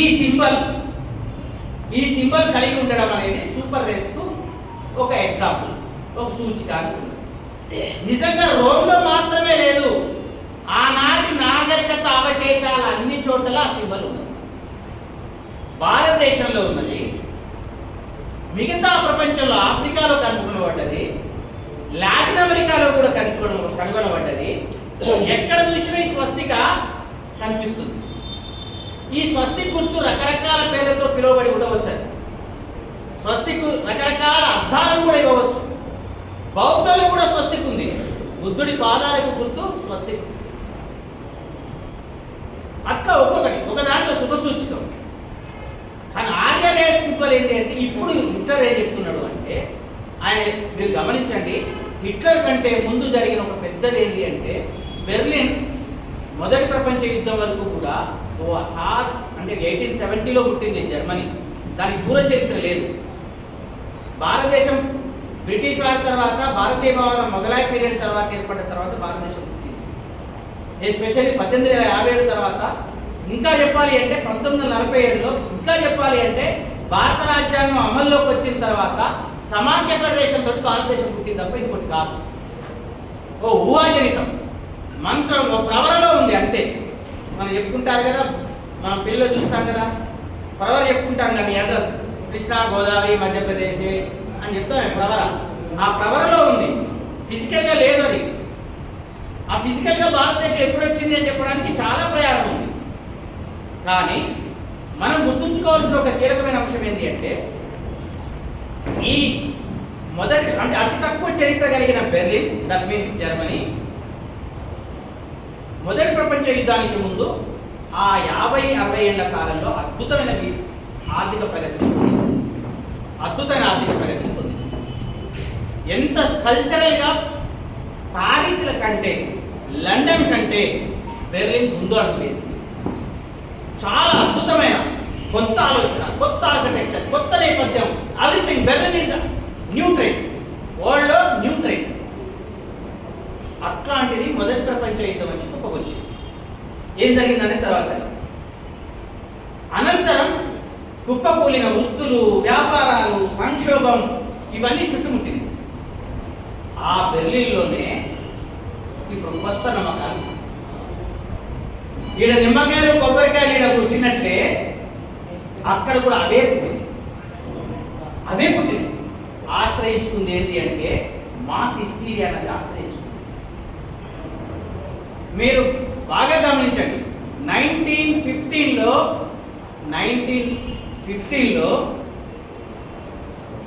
తేలి ఒక సంస్థ ఏర్పాటైంది. ఆ సంస్థ చేసింది ఏంటి అంటే, ఆ సంస్థ చేసినటువంటి ఒక పని ఏంటి అంటే వీటి మీద ఆధారపడి ఆర్య జాతిని పునరుద్ధరించడం. అప్పటికే ప్రజల్లో ఈ గుణం ఏర్పడ్డది. మీరు హిట్లర్ రాగానే ఫాసిస్ట్ స్వభావం జర్మనీలో, నాజీ స్వభావం సంతరించుకోలేదు. ఆయన రావడానికి ముందే సంతరించుకుంది. ఆ సంక్షోభం, ఆర్థిక, సామాజిక, రాజకీయ సంక్షోభం దాన్ని తెచ్చిపెట్టింది. ఆ సంక్షోభంలో నుంచి ఈ టూలే గుంపు అంటే ఒక సైంటిఫిక్ అబ్జర్వేషన్ చేయగలిగే, ఆర్య జాతిని సృష్టించగలిగే, దానికి ఒక ఉన్నత స్థానాన్ని తెచ్చే కొంతమంది సమాజంలో వివిధ రంగాల్లో నైపుణ్యం కలిగిన ఒక వ్యక్తులు తయారై ఒక ప్రకటన చేయాలి. మా నరాల్లో స్వచ్ఛమైన ఆర్య జాతి రక్తం మాత్రమే ప్రవహిస్తుంది అని తూలే సంస్థ సభ్యులు ప్రకటించాలి. బ్రాహ్మణులు, నంబుద్రి బ్రాహ్మణులు లాగానో ఇంకే చిట్పవన్ బ్రాహ్మణులు లాగానో ఉండాలి. అంటే అది మాత్రమే, అంటే అంత స్వచ్ఛమైన వార్తలు మాత్రమే అందులో ఉంటారు. అది సృష్టించింది. దాని అనంతరం ఏమైంది అంటే అది పెంచి పోయించిన తర్వాత కొద్ది రోజుల్లోనే ఎస్ఎస్ఎన్ ఒక సంస్థగా రూపాంతరం చెందింది. సూపర్ స్టేట్ భావన అక్కడి నుంచి వచ్చేసింది. దాంట్లో 200 మంది సభ్యులతోటి ఆ జర్మనీలో ఉన్న అత్యంత మేధావులు, వివిధ రంగాల్లోని ఎక్స్పర్ట్స్ అంతా అందులో యాడ్ చేసిండు. హిట్లర్ వచ్చిన తర్వాత హిమ్లర్ అనేటటువంటి ఒక వ్యక్తి ఈ గుంపునంతా, ఆర్కియాలజీ డిపార్ట్మెంట్ అంతా తీసుకొచ్చింది. టాపర్లని, వైద్యంలో టాపర్లని, చిన్నవాళ్ళని కాదు, అంతా ఎక్స్పర్ట్స్ని పట్టుకొచ్చి ఎస్ఎస్లో భాగస్వామ్యం చేసింది. అదేం చేయాలి ఇప్పుడు? మనం అనుకున్న కాల్పనిక కథలు, మనకు లేని చరిత్రను అది క్రియేట్ చేసి ప్రపంచం మీకు వదలాలి. అదే చేసింది. తూలే సంస్థ అయినా, ఎస్ఎస్ అయినా, సంఘ పరివార్ అయినా నీకు చేసింది గదే. స్వస్తిక్ గుర్తు కోసం ప్రయాణం చేసింది. స్వస్తిక అది ప్రపంచంలో అన్ని చోట్ల ఉన్నది వాళ్ళ దగ్గర. అప్పుడు ఆయన చెప్పిన సిద్ధాంతం ఏంటి అంటే ఆర్యలు ఇక్కడి నుంచే వెళ్ళి ప్రపంచమంతా తమ ఆధీనంలోకి తీసుకొని ప్రతి చోట సంపర్కం ఏర్పాటు చేసుకొని అక్కడ స్థానికులతో వివాహ సంబంధాలు ఏర్పాటు చేసుకొని వాళ్లకు ఒక గుర్తుగా ఈ ఆర్య జాతి గుర్తుగా మీరు ఇంత అత్యున్నత జాతికి, కులానికి, అత్యున్నత రక్తానికి పుట్టిన వాళ్ళని చెప్పుకోవటానికి మీకు ఈ గుర్తులు స్వస్తి గుర్తు ఇచ్చినామని కేసు పడేసింది. కాబట్టి భారత్లో బ్రాహ్మణులు, టిబెట్లో లామాలు, మీరు క్లియర్గా చూడండి, టిబెట్లో లామాలు, భారత్లో బ్రాహ్మణులు, జపాన్లో సమురాయులు. వాళ్ళు ఎత్తుకొచ్చుకున్న మతం ఎక్కడి నుంచి ఎత్తుకొచ్చుకుందో చూడండి, ఎక్కడి దాకా పోయిందో. యూరప్ నుంచి అది వచ్చి, తూర్పు యూరప్ నుంచి వచ్చి అలా అలా అలా అలా మొత్తం వ్యాప్తి చెంది ఇక్కడికి పోయింది. కానీ ఇది సరిపోదు. కాబట్టి మరింతగా తమ మూలమున్న అట్లాంటా ప్రాంతాన్ని ఆవిష్కరించాలి. ఆ ప్రయత్నం చేసింది. అందుకోసం చాలా మందిని పంపింది, వేల కిలోమీటర్లు పంపింది, అట్లాంటాకు పంపింది. అది అంతటితోటి ఏం ఆగలే. మీరు కొన్ని చూస్తే ఊహించని కొన్ని ఉంటాయి. అందులో ఒకటి రెండు మీకు సేమ్ ఇట్లాంటి పరిస్థితి ఇక్కడ కూడా ఎట్లా ఉన్నదని చెప్పడానికి. ఇంకొకటి ఏంటి అంటే ఒక బౌల్ టైం అయిపోతేమో ఆ రిఫరెన్స్ అని తీసుకోవడానికి అవసరం లేదు. నార్డిక్ జాతిలో ఇంకొక పని కూడా చేసింది. ఆ పని ఏంటి అంటే క్రైస్తవం ఆ జర్మన్ జాతిని నాశనం చేసింది. క్రైస్తవానికి క్షమ దయాగుణం ఉంది కదా, ఇది బలహీనులది, ఈ భూమి బలహీనులదే అంటది బైబిల్. భూమి బలహీనులదే అంటది. అందులో ఒక గుణాన్ని తీసుకుందాం, మొత్తంగా కాదు, అన్ని గ్రంథాలు అంతే, అన్ని ధర్మ గ్రంథాలే, అన్ని ధర్మాలే, అన్ని మతాలు ధర్మాలే. అన్ని ధర్మాలు కోరుకునేది పాతకాలాన్ని యథాతథంగా ఉంచడమే. కానీ ఇది పాత మతానికంటే కొత్త మతం కదా. ఇదేం చేసింది? క్షమాగుణాన్ని, దయని ఇచ్చింది. క్షమాగుణం, దయ ఆర్య జాతి లక్షణం కాదు. కాబట్టి క్రైస్తవం వల్ల మేము దెబ్బతిన్నాం. కాబట్టి క్రైస్తవాన్ని పనిష్మెంట్ ఇవ్వాలి అంటే ఏం చేయాలి? పాత జర్మన్ మహిళలు మంత్రగత్తెలని చంపింది క్రైస్తవం, దానికి మద్దతు తెప్పింది, దాన్ని నాశనం చేసేది. అయితే ఇప్పటిదాకా మనకున్న చరిత్ర జీసస్ యూదు అని, జీసస్ యూదు సంతతిలో పుట్టినవాడు అని, యూదు మతస్థుడు అని, యూదు మతంలో నుంచి వచ్చినవాడు అని. కానీ జీసస్ని యూదుగా సృష్టిస్తే తమ అస్తిత్వం పోతుంది. కాబట్టి జ్యూస్ని యూదు నుంచి బయటపడేయడానికి జీసస్ ఆర్య జాతిలో పుట్టిండు. చలో బైబిల్లో 5 మార్కులు చేయండి. అందుకు ఒక జస్టిఫికేషన్ కమిటీ ఏర్పాటు చేసింది. 5 పేర్లు, 5 అస్తిత్వ బైబిల్లో ఉన్నటువంటి స్థలాలు, వీటన్నిటిని మార్చివేయండి. ఆయనకు బ్లూ ఐస్ పెట్టండి, ఆయన జుట్టును రింగులు తిప్పండి, ఆయన దేహంలోనూ, ఆయన ముక్కు నిర్మాణంలోనూ, ఆయన చిత్రాలు రూపొందించడంలోనూ ఆయన కళ్ళను బ్లూ రూపంలోకి మార్చండి. జీసస్ని అట్లా మార్చేసి జీసస్ని తిట్టకుండానే క్రైస్తవాన్ని ఒక పక్కన, ఎందుకంటే క్రైస్తవం జర్మన్లో పెద్దది కదా, పాతదాని గుర్తు ఒక దెబ్బకు 2 పిట్టలు అన్నట్టు అట్లా కొట్టేసి, ఇది జరిగిన ఒక పెద్ద ప్రభావం. ఇది దీనికి ఎక్స్టెన్షన్కి ఇంకొంచెం ముందుకు పోయింది. ఏం చేసిండు? ఒక కార్పెంటర్ పాట్ అనేది ఒకటి ఉంటుంది క్రైస్తవులు. ఆ కార్పెంటర్ పాట్ ఏంటి అంటే జీసస్ లాస్ట్ సప్పర్లో పాలకుడికి ఏం కావాలంటే సింబల్స్ కావాలి, ప్రజలు నియంత్రించడానికి ఒక సింబల్స్ కావాలి, మతమే కావాలి, వారి మెదడుని నియంత్రించగలగాలి. అందుకని ఇది ఒక్కటి సరిపోదు, అవి తెచ్చి పెట్టుకోవాలి, అవి సింబల్గా చూపించాలి. జీసస్ని లాస్ట్ సఫర్ చేసేటప్పుడు అందులో నుంచి ఆయన ద్రాక్షరసమో ఏదో తీసుకున్నాడు, ఆ కప్పులో నుంచి హోలీ గ్రైల్ ఏమంట అంటారు, తీసుకుంటాడు. దాని తర్వాత ఆయన్ని బలిపీఠం ఎక్కించి బల్లెంతో పొడిచి చంపేటప్పుడు బల్లెంతో పొడిచి ఆ రక్తం అందులో పడతారు.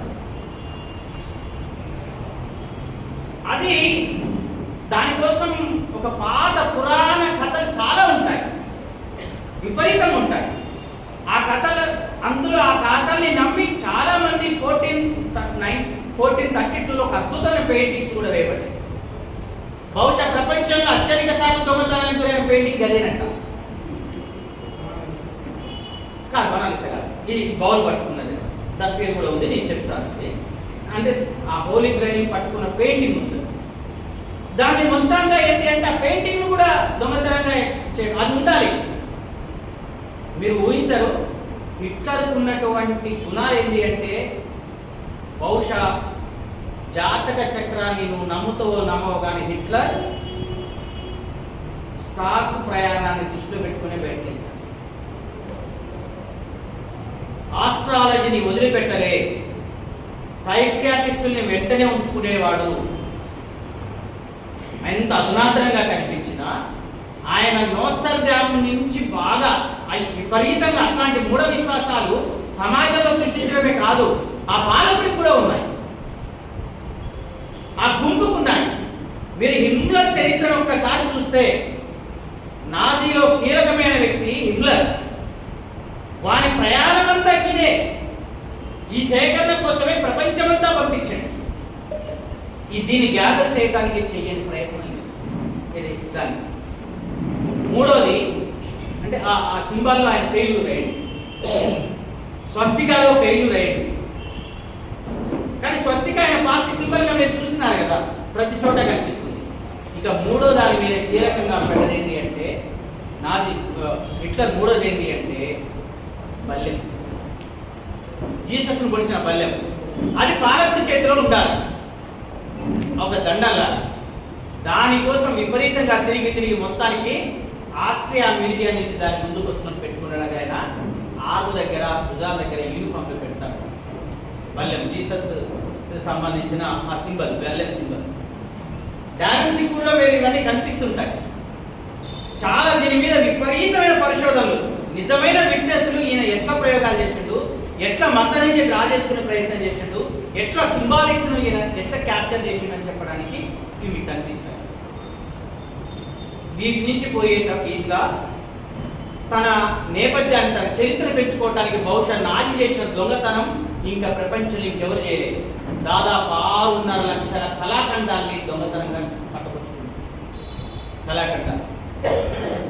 ఇదే సమయంలో ఇంకొక కీలకమైంది అంటే బ్రెజిల్లో క్రిస్టల్, ఈ కురియన్ ఏమంటారు, స్కల్, అది ఉండాలని బ్రెజిల్ దాకా పోరాటం చేసింది.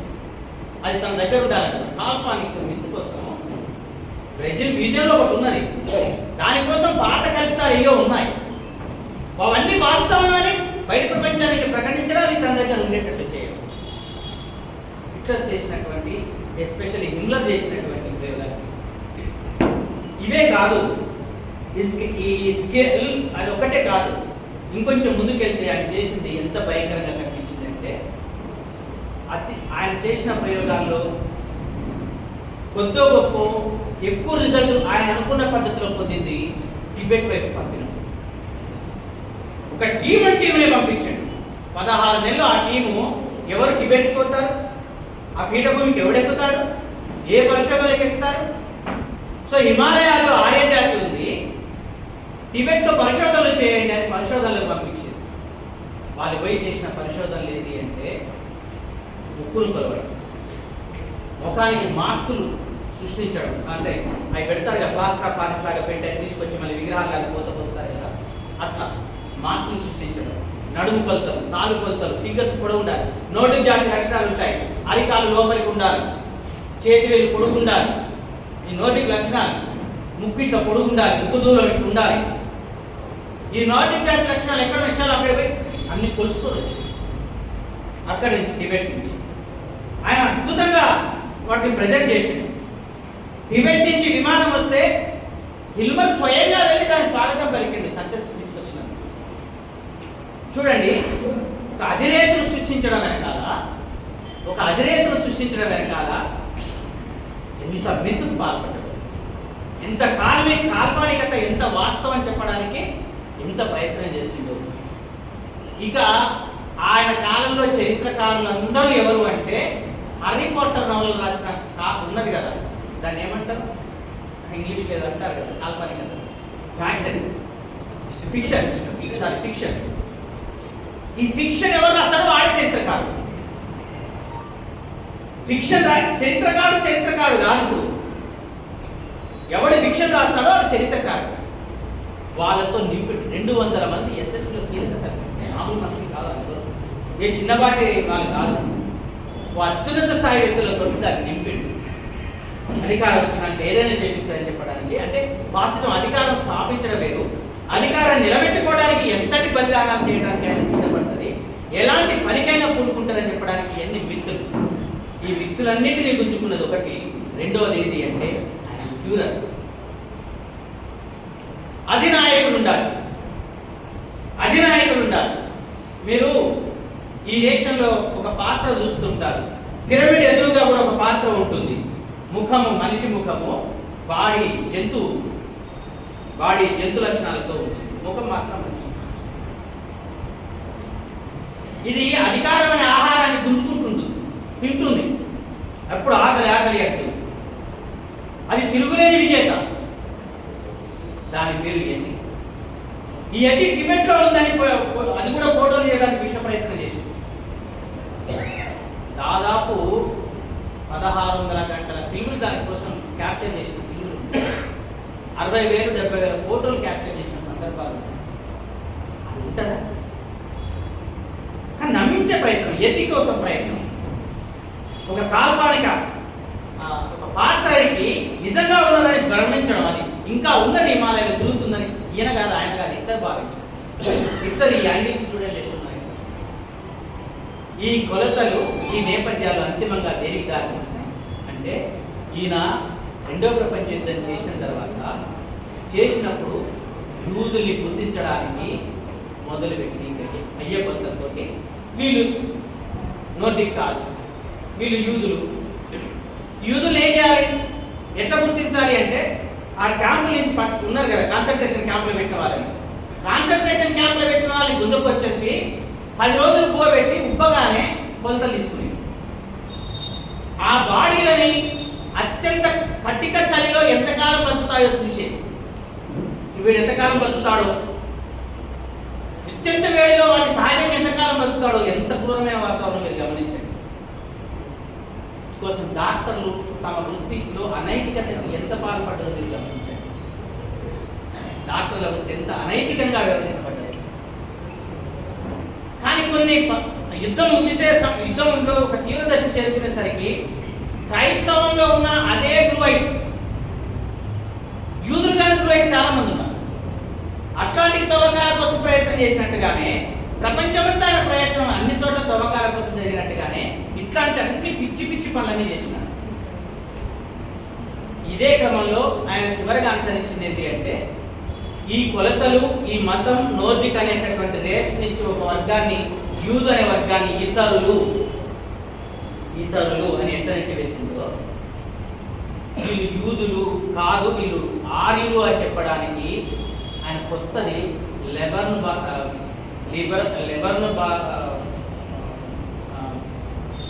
అంటారు. ఆ పిల్లల్ని ఒక సిద్ధాంతం ఉన్నది, దానికి ఇక్కడ గుర్తుకొస్తలేదు.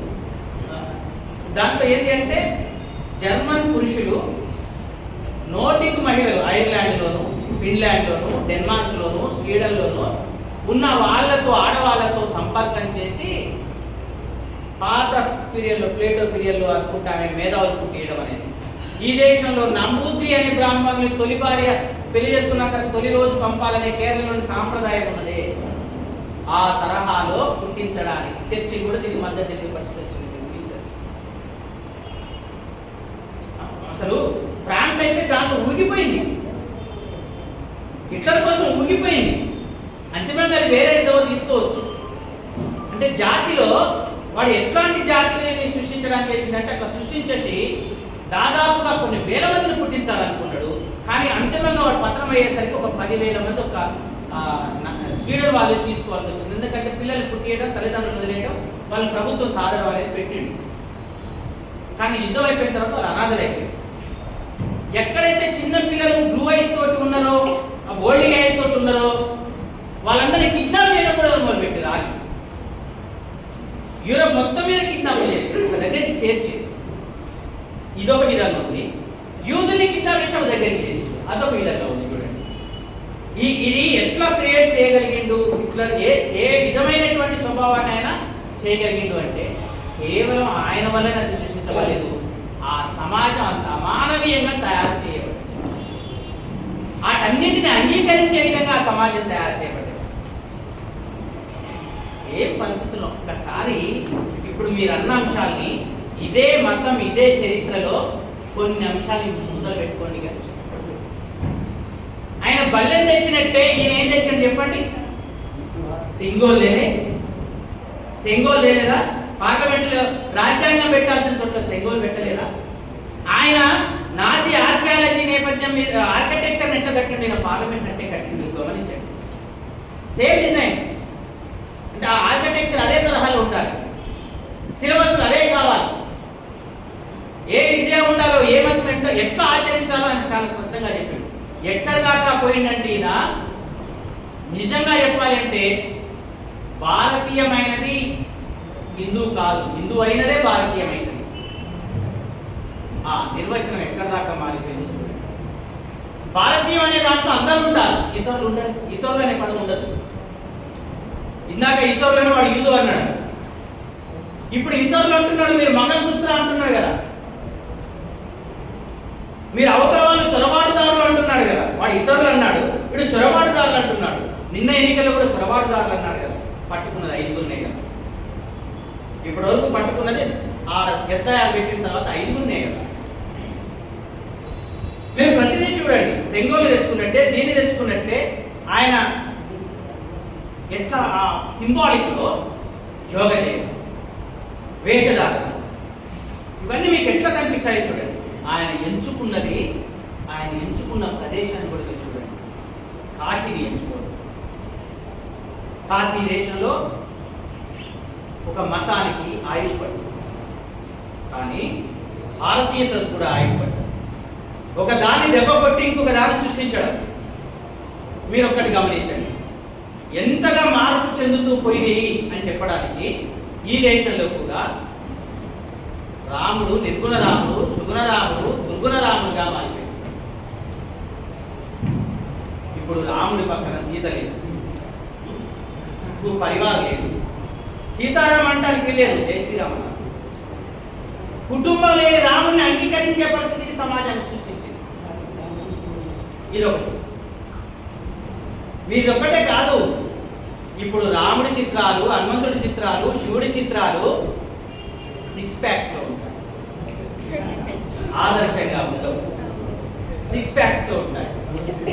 భక్తాంజనేయుడిని, వీరాంజనేయుడిని చూసిన ఈ సమాజం కాదు, దాన్ని ఏమంటాం, సంజీవుని పర్వతం పెట్టుకున్న హనుమంతుడి బొమ్మ చూసిండ్రు కానీ, భక్తాంజనేయుడు పెట్టుకున్న బొమ్మను చూసిండ్రు కానీ, అసలు మీరు చూసిరా గద పట్టుకొని కార్ల మీద మీరు ప్రయాణం చేస్తుంటే చూడండి ఎట్లుంటాయి.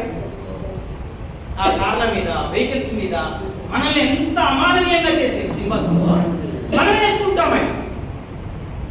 ఆ గుణాలు ఏవి అందులో ఉండవు. కోదండం పట్టుకున్న ఒక్క రాముడు ఎట్లుంటాడు. ప్రకృతి శక్తుల చుట్టూ ఉన్న సింబాలిక్ అక్కడ ఎట్లా ఉన్నది. తర్వాత కాలంలో ఆయన చుట్టూ హిమాలయ పర్వతం ఎట్టొచ్చింది, నృత్యం ఎట్టొచ్చింది శివుడి చుట్టూ. అనంతరంగా అది కూడా ఎగిరిపోయి ఇప్పుడు శివుడు వేరే రూపంలోకి ఎట్లా మారిపోయాడు. అదే కాశీలో మాంసం మద్యం పెట్టే వీరభద్రుడు ఎట్లా ఉన్నాడు, అన్నపూర్ణ ఎట్లా ఉన్నది. వీటన్నిటినీ మార్చి కొత్త కాశీ సృష్టించడంలో ఏం కనిపిస్తుంది, ఆ కొత్త కారిడార్ ఏమి పొందుతుంది. ఇక్కడ చరిత్రను ప్రతి నిర్మాణం వెనకాల, ప్రతి ఇస్లాం నిర్మాణంలో హిందూ గుడి ఉంది. దట్స్ ఓక్ అనే చరిత్రకారు, ఆర్సి మజుందార్ అనే ఒక చరిత్రకారుల గుంపు ఎట్లా చేసింది చూడండి. భారత హిందూ భావ నేపథ్యం మీద ఆర్ఎస్ఎస్ శాఖ మజుందార్, వీళ్ళంతా కూడా వీళ్ళ ఒక టీం, హిస్టారికల్ టీం పనిచేసింది. ఇప్పటి నుంచి చేయలే, 100 ఏళ్ళుగా చేసింది. ఆర్యులు వాడు అట్నుంచి వచ్చిందని చెప్తే వీడు ఏం చెప్తుండో, ఆర్యులు భారతదేశం నుంచి ప్రపంచం అంతా వ్యాపించినది. ఆర్యులు ఈ నుంచి అక్కడ దాకా పోయిండని చెప్తున్నాడు సిద్ధాంతం. మతంలో అంటే వాళ్ళు డ్రా చేయడం చూడండి. రెండోది కూడా చూడండి మీరు, అది అంతటి వరకే పోవటం లేదు. ప్రతి నిర్మాణం కింద హిందూ దేవాలయాలు ఉన్నాయి. రజాకర్ సినిమా చూసినాం కదా, రేపు తాజ్ మహల్ సినిమా చూడబోతుంది. తేజోమయ దేవాలయం ఉంది. తాజ్ కింద తేజోమయ దేవాలయం ఉంది. ఉంచుకొట్టే అయ్యా, ప్రతి ఇస్లాం కట్టడం కింద ఒక అంతస్తు భూకంపాలు రాకుండా ఉండేందుకు అదొక పద్ధతిగా టెక్నాలజీని పెడతారు. ఆర్కిటెక్చర్ అదొక పద్ధతి. ఆయన వచ్చి కాశీలో కాలు కడుగుతూ 5 కాశీలో కాలు కడిగాడు. కాశీ దాంట్లో మోడీ. కానీ అదే కాశీ గుర్తుంచుకోండి, సారనాథులు 5గురికి జ్ఞానభిక్ష పెట్టింది కదా, బౌద్ధులు పెట్టలే. సారనాథ్ కాశీ కాదా, వారణాసే కదా. కానీ ఆడ ఏది పెట్టింది, ఒక జ్ఞాన సంబోధి జరిగిందా. ఈయన 5గురికి కాలు కడిగి దాన్ని మార్చివేసే ప్రయత్నం చేసింది. ఇంకా ఏం చెప్పిండు అంటే, మీరు కట్టిన గుడి దగ్గర ఏళ్ళు నరికేసినారు, తాజ్మహల్ కట్టి ఏళ్ళు నరికేసినారు, మనుషుల్ని చంపేసినారు. డీటెయిల్ రికార్డ్ ఉంది. తాజ్ మహల్ కట్టినప్పుడు ప్రతిరోజు డీటెయిల్ డైరీ ఉంది. డీటెయిల్ డైరీ ఉంది. మీరు హిందూ పేపర్ అద్భుతమైన ఆర్టికల్స్ రాసినాయి, మీరు చూడొచ్చు. ఎంత కూలి, ఎవరికి ఎంత, ఈయన కాలిగ్రఫీ ఆయన ఎక్కడి నుంచి వస్తాయి, ఎక్కడ ఆయన పరిసర నుంచి ఎంతమందిని తెచ్చారు. ఆ రోజుల్లో నెలకు 500, 600 ఇచ్చారు. ఒక్క నెలకు 500-600 షాలు, మామూలు షాలుగా ప్రపంచంలో అత్యంత స్థాయి షాలు. వాళ్ళని చంపుతారా? వాళ్ళు ఇక్కడ వాళ్ళే కట్టిరు, వీళ్ళనే చంపిరు అనేది. ఎక్కడ రేపు అది పరేష్ రావల్ అనేటటువంటి ఆయన మెయిన్ యాక్టర్గా ఆ సినిమా రాబోతుంది. సేమ్ ఇట్లాంటి సినిమాలు తీసిందండి. తన ఫాసిజంలో ఆయన సినిమాలు చూసి మీరు హిట్లర్ను ప్రేరేపించి నాజీ సినిమాలు ఎట్లున్నాయి చూడండి. హిట్లర్ను ప్రేరేపించి నాజీలను పెట్టే పెయింటింగ్స్ ఎట్లున్నాయి చూడండి. కళాకృతులు ఎట్లున్నాయో చూడండి. ఆ కళాకృతులు అది ఎట్లా వచ్చిందో చూడండి. మొత్తం ఎట్లా సాంస్కృతికంగా ఎట్లా ఆయుధంగా మార్చుకున్నారో మీరు చూడండి. ఇప్పుడు గుర్తుంచుకోండి, ఇట్లాంటి ఓకని చెప్పారు. చివరికి ఆర్సీ మజుందార్ ఇక్కడే తలకాయకి వచ్చింది. వీళ్ళతో నేను వేగలేదని రాజీనామా వేసి పెట్టుకెళ్ళిపోయాడు. ప్రతి కట్టడం ముస్లిం కట్టడం నాకు ఆయన ఎందుకుంటాడు కొద్దిగా. ఆయన మొన్నటి దాకా అల్లున్నాయనే చివరి దశలో ఆయన రాజీనామా చేసి వెళ్ళిపోయాడంటే అర్థం చేసుకోండి. అంటే సంఘ పరివార్ చరిత్రలోకి ఎట్లా దొరకబడుతుందో, ఏ లేని కాడ మైత్రిని ఎట్లా క్రియేట్ చేస్తుందో, అసలు రథమే లేని పీరియడ్లో, గుర్రమే లేని పీరియడ్లో యమునా నదం అంటే ఒక రథము గుర్రము దొరికిందని చెప్పేసి ఇప్పుడు వినికిరా. నిన్న మధురైలో పోరాటం చేసి 5 లక్షల మంది హిందువులు గ్యాదర్ చేసి ఆడ సూఫీ సన్యాసి సమాధి ఉంది, దాన్ని తొలగించాలని చెప్పిండు. మధుర ఉంది, నెక్స్ట్ వాళ్ళకి మధుర ఉంది, ఇది ఉంది, ఇంకోటి ఏదో ఉంది చూడండి, ద్వారకానా. ఆర్యులేమో ఆడ పెట్టి నాజీ ఆర్యులేమో ఒక సముద్రంలో అట్లాంటా అనే దేశం మునిగిపోయింది, అది మా సొంత ప్రాంతం అన్నారు. అదేదో ఐస్ ఉల్కాపాతం వచ్చి పడి మా జాతి నాశనం అయిపోయింది. మా జాతి సృష్టించిన సంపద వాళ్ళ పిల్లలు ఇక్కడ భారతదేశంలో బ్రాహ్మణులు, టిబెట్లో లామాలు ఇక్కడ ఉన్నారు కొంతమంది అని చెప్పింది కదా. భారతదేశంలో ఒక మునిగిపోయిన నగరాన్ని దాంతో కంపేర్ చేస్తుంది. గుజరాత్ దగ్గర ఉంది కదా ద్వారకా. మీరు ఎవ్రీథింగ్ ఇందులో నిజమైన దాంట్లోకి రావడం అనేది వేరు, పరికల్పనలో ఇతిహాసాల్లో లేకపోతే పురాణాల్లో దాన్ని దోలాడటం వేరు. వేదాల్లో విగ్రహం లేదు కదా, కాబట్టి అప్పుడు వేదాలు తేడు అంటే అది ప్రాచీనం ఏం చేస్తుంది, ఎప్పటికప్పుడు అధికారాన్నే కాదు, నిరంతరం ఆశ్రయించుకునేది అబద్ధాన్ని, కపటత్వాన్ని, గాంభీర్యతను. ఓడిపోతున్నప్పుడు కూడా తాను గొప్పవాళ్ళని చెప్పుకుంటారు. అట్లాంటి ఇంట్లో ఓడిపోయేటప్పుడు వచ్చిన నకిలీ వీడియోలు, ఫేక్ వీడియోలు, ముసోల్ని కాపాడిన వీడియోలు ఎన్నో వస్తాయి, సినిమాలు వస్తాయి. మన చుట్టూ ఒక భ్రమణ, ఒక పురాణం మన చుట్టూ ఆవరించబడింది. మామూలు ఆవరణ కాదు ఇది. ఈ ఆవరణ అప్పుడప్పుడు ఢీ కొట్టగలిగేది వస్తుంది, కానీ అది సుదీర్ఘకాలం ఉండని పరిస్థితి కూడా ఏర్పడ్డది.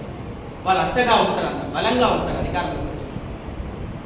ఈ పరిస్థితుల్లోనే మాది ఋగ్వేద నాగరికత 8000 ఏళ్లకు కొని నడిపే జరుగుతుందంట.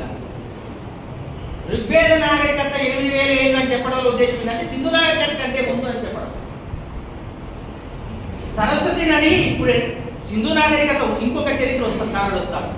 చరిత్రకారుడు ఏమంటాడు, సింధు నాగరికత ఉంది కానీ సరస్వతి అంతకు ముందు ఎండిపోయింది, ఈ సరస్వతి నాగరికత ఇది అని చెప్తాడు. అంటే ఇది మాదే అని చెప్తాడు. ఇట్లాంటి ఎన్ని ఉంటాయో చూడండి. ఈ మధ్య తమిళనాడులో అదే మధురై ప్రాంతంలో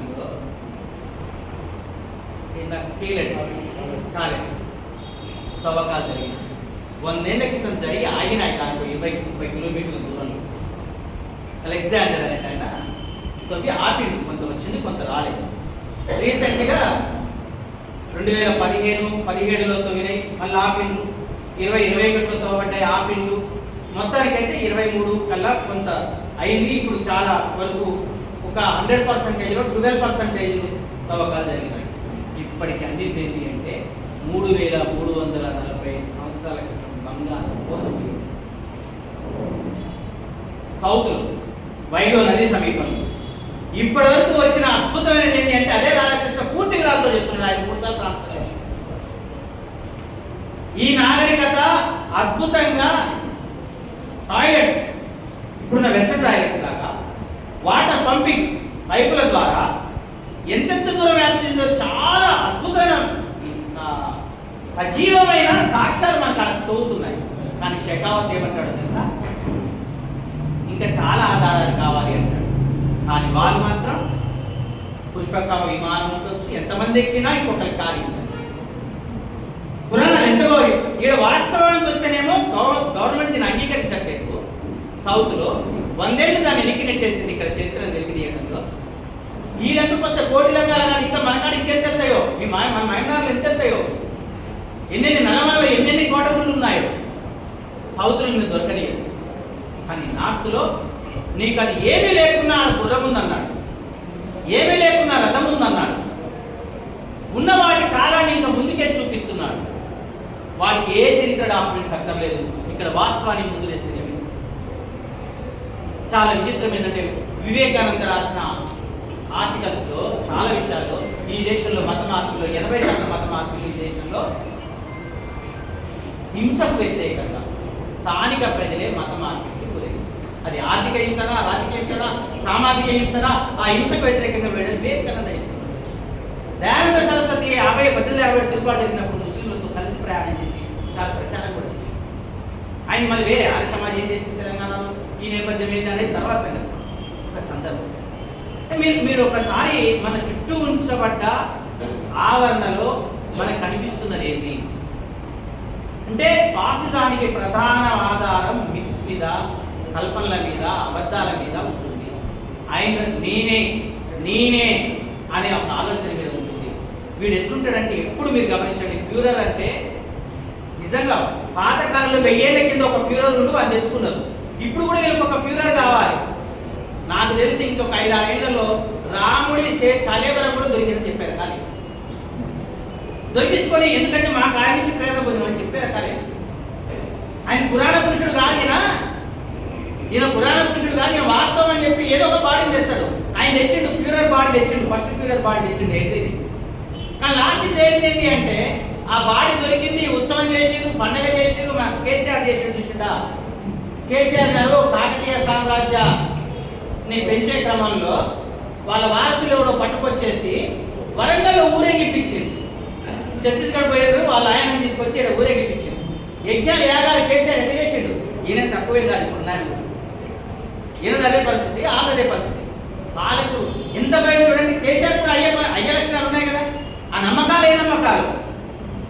వీళ్ళు ఎట్లా ఉంటారంటే బయటికి చాలా గాంభీర్యత, ధైర్యాన్ని, వీటన్నిటిని ప్రదర్శిస్తారు. ఆ ఫ్యూరర్ లాస్ట్కి ఏం తెలియంది అంటే అదొక లేడీస్ స్కేటింగ్గా తెలియదు. యుద్ధం అయిపోయిన తర్వాత పరిశీలిస్తున్నారు. ఈడ కూడా అదే పరిస్థితి వస్తుంది. కాబట్టి ఇప్పుడు అంటే ఒక చరిత్రను వాడు ఎట్లా చేస్తున్నాడు. అందుకోసం దేశంలో ఈ ఫాసిజం అనేది అన్ని రంగాల్ని ఆవరించి ఎట్లా ఉన్నది. ఫాసిజం తొలి దశలో అట్లేం లేదు, మామూలుగానే ఉంటుంది. ఆడ విట్టలు కొట్టినట్టు ఈడ మోడీ కొట్టకపోవచ్చు డైరెక్ట్గా, ముస్సోలిని కొట్టినట్టు మోడీ డైరెక్ట్గా కొట్టకపోవచ్చు. ఎన్నికల రూపంలో వచ్చినాయి. అధికారం కోల్పోతున్నప్పుడు ఎన్నికల్లోకి రాడు. ఎందుకు రాడు అంటే మీకు బెస్ట్ ఎగ్జాంపుల్ ట్రంప్ చూసిండ్రు, మీరు ఎర్డోగాన్ని చూసిరు, పుతిన్ని చూసిరు, మోడీని చూసిరు. వీళ్ళంతా ఇదే తరహా ప్యూరర్లే, వీళ్ళదంతా ఇదే స్వభావమే. అధికారం పోతుందంటే రాజధానిలో ఆయన క్యాపిటల్ హిల్ మీద దాడి చేయలేదా ట్రంప్? మోడీ ఆగుతాడా? అమిత్ షా ఆగుతాడా?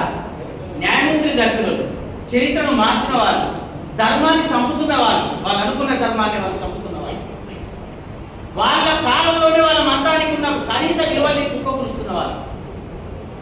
గుర్తుందండి, ఏ దేశంలోనైనా మెజారిటీ ప్రజల్ని తమ వైపు తిప్పుకోవాలంటే, సైకిక్గా తమ వైపు తిప్పుకోవాలంటే ఆ మత సింబల్ని ఆ మతంలోనే క్రూరూపాన్ని చూపిస్తారు.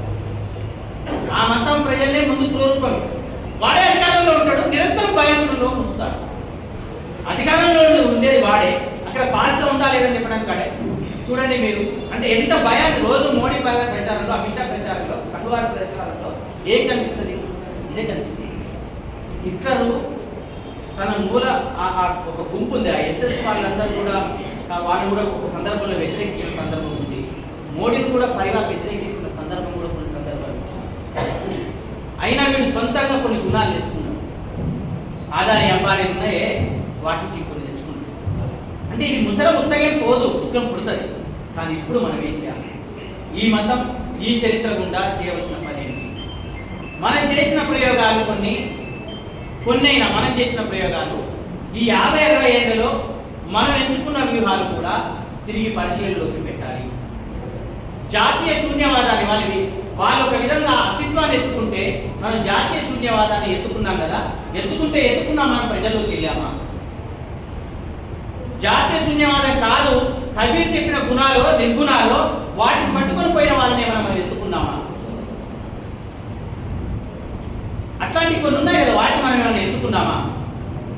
ఒక సంఘటితంగా ఏమైనా రాజకీయ పార్టీలను వదిలేయండి, ప్రజల్ని సంఘటితపరచగలిగే భావజాలంలోకి మనం ఏమైనా వెళ్ళగలిగామా?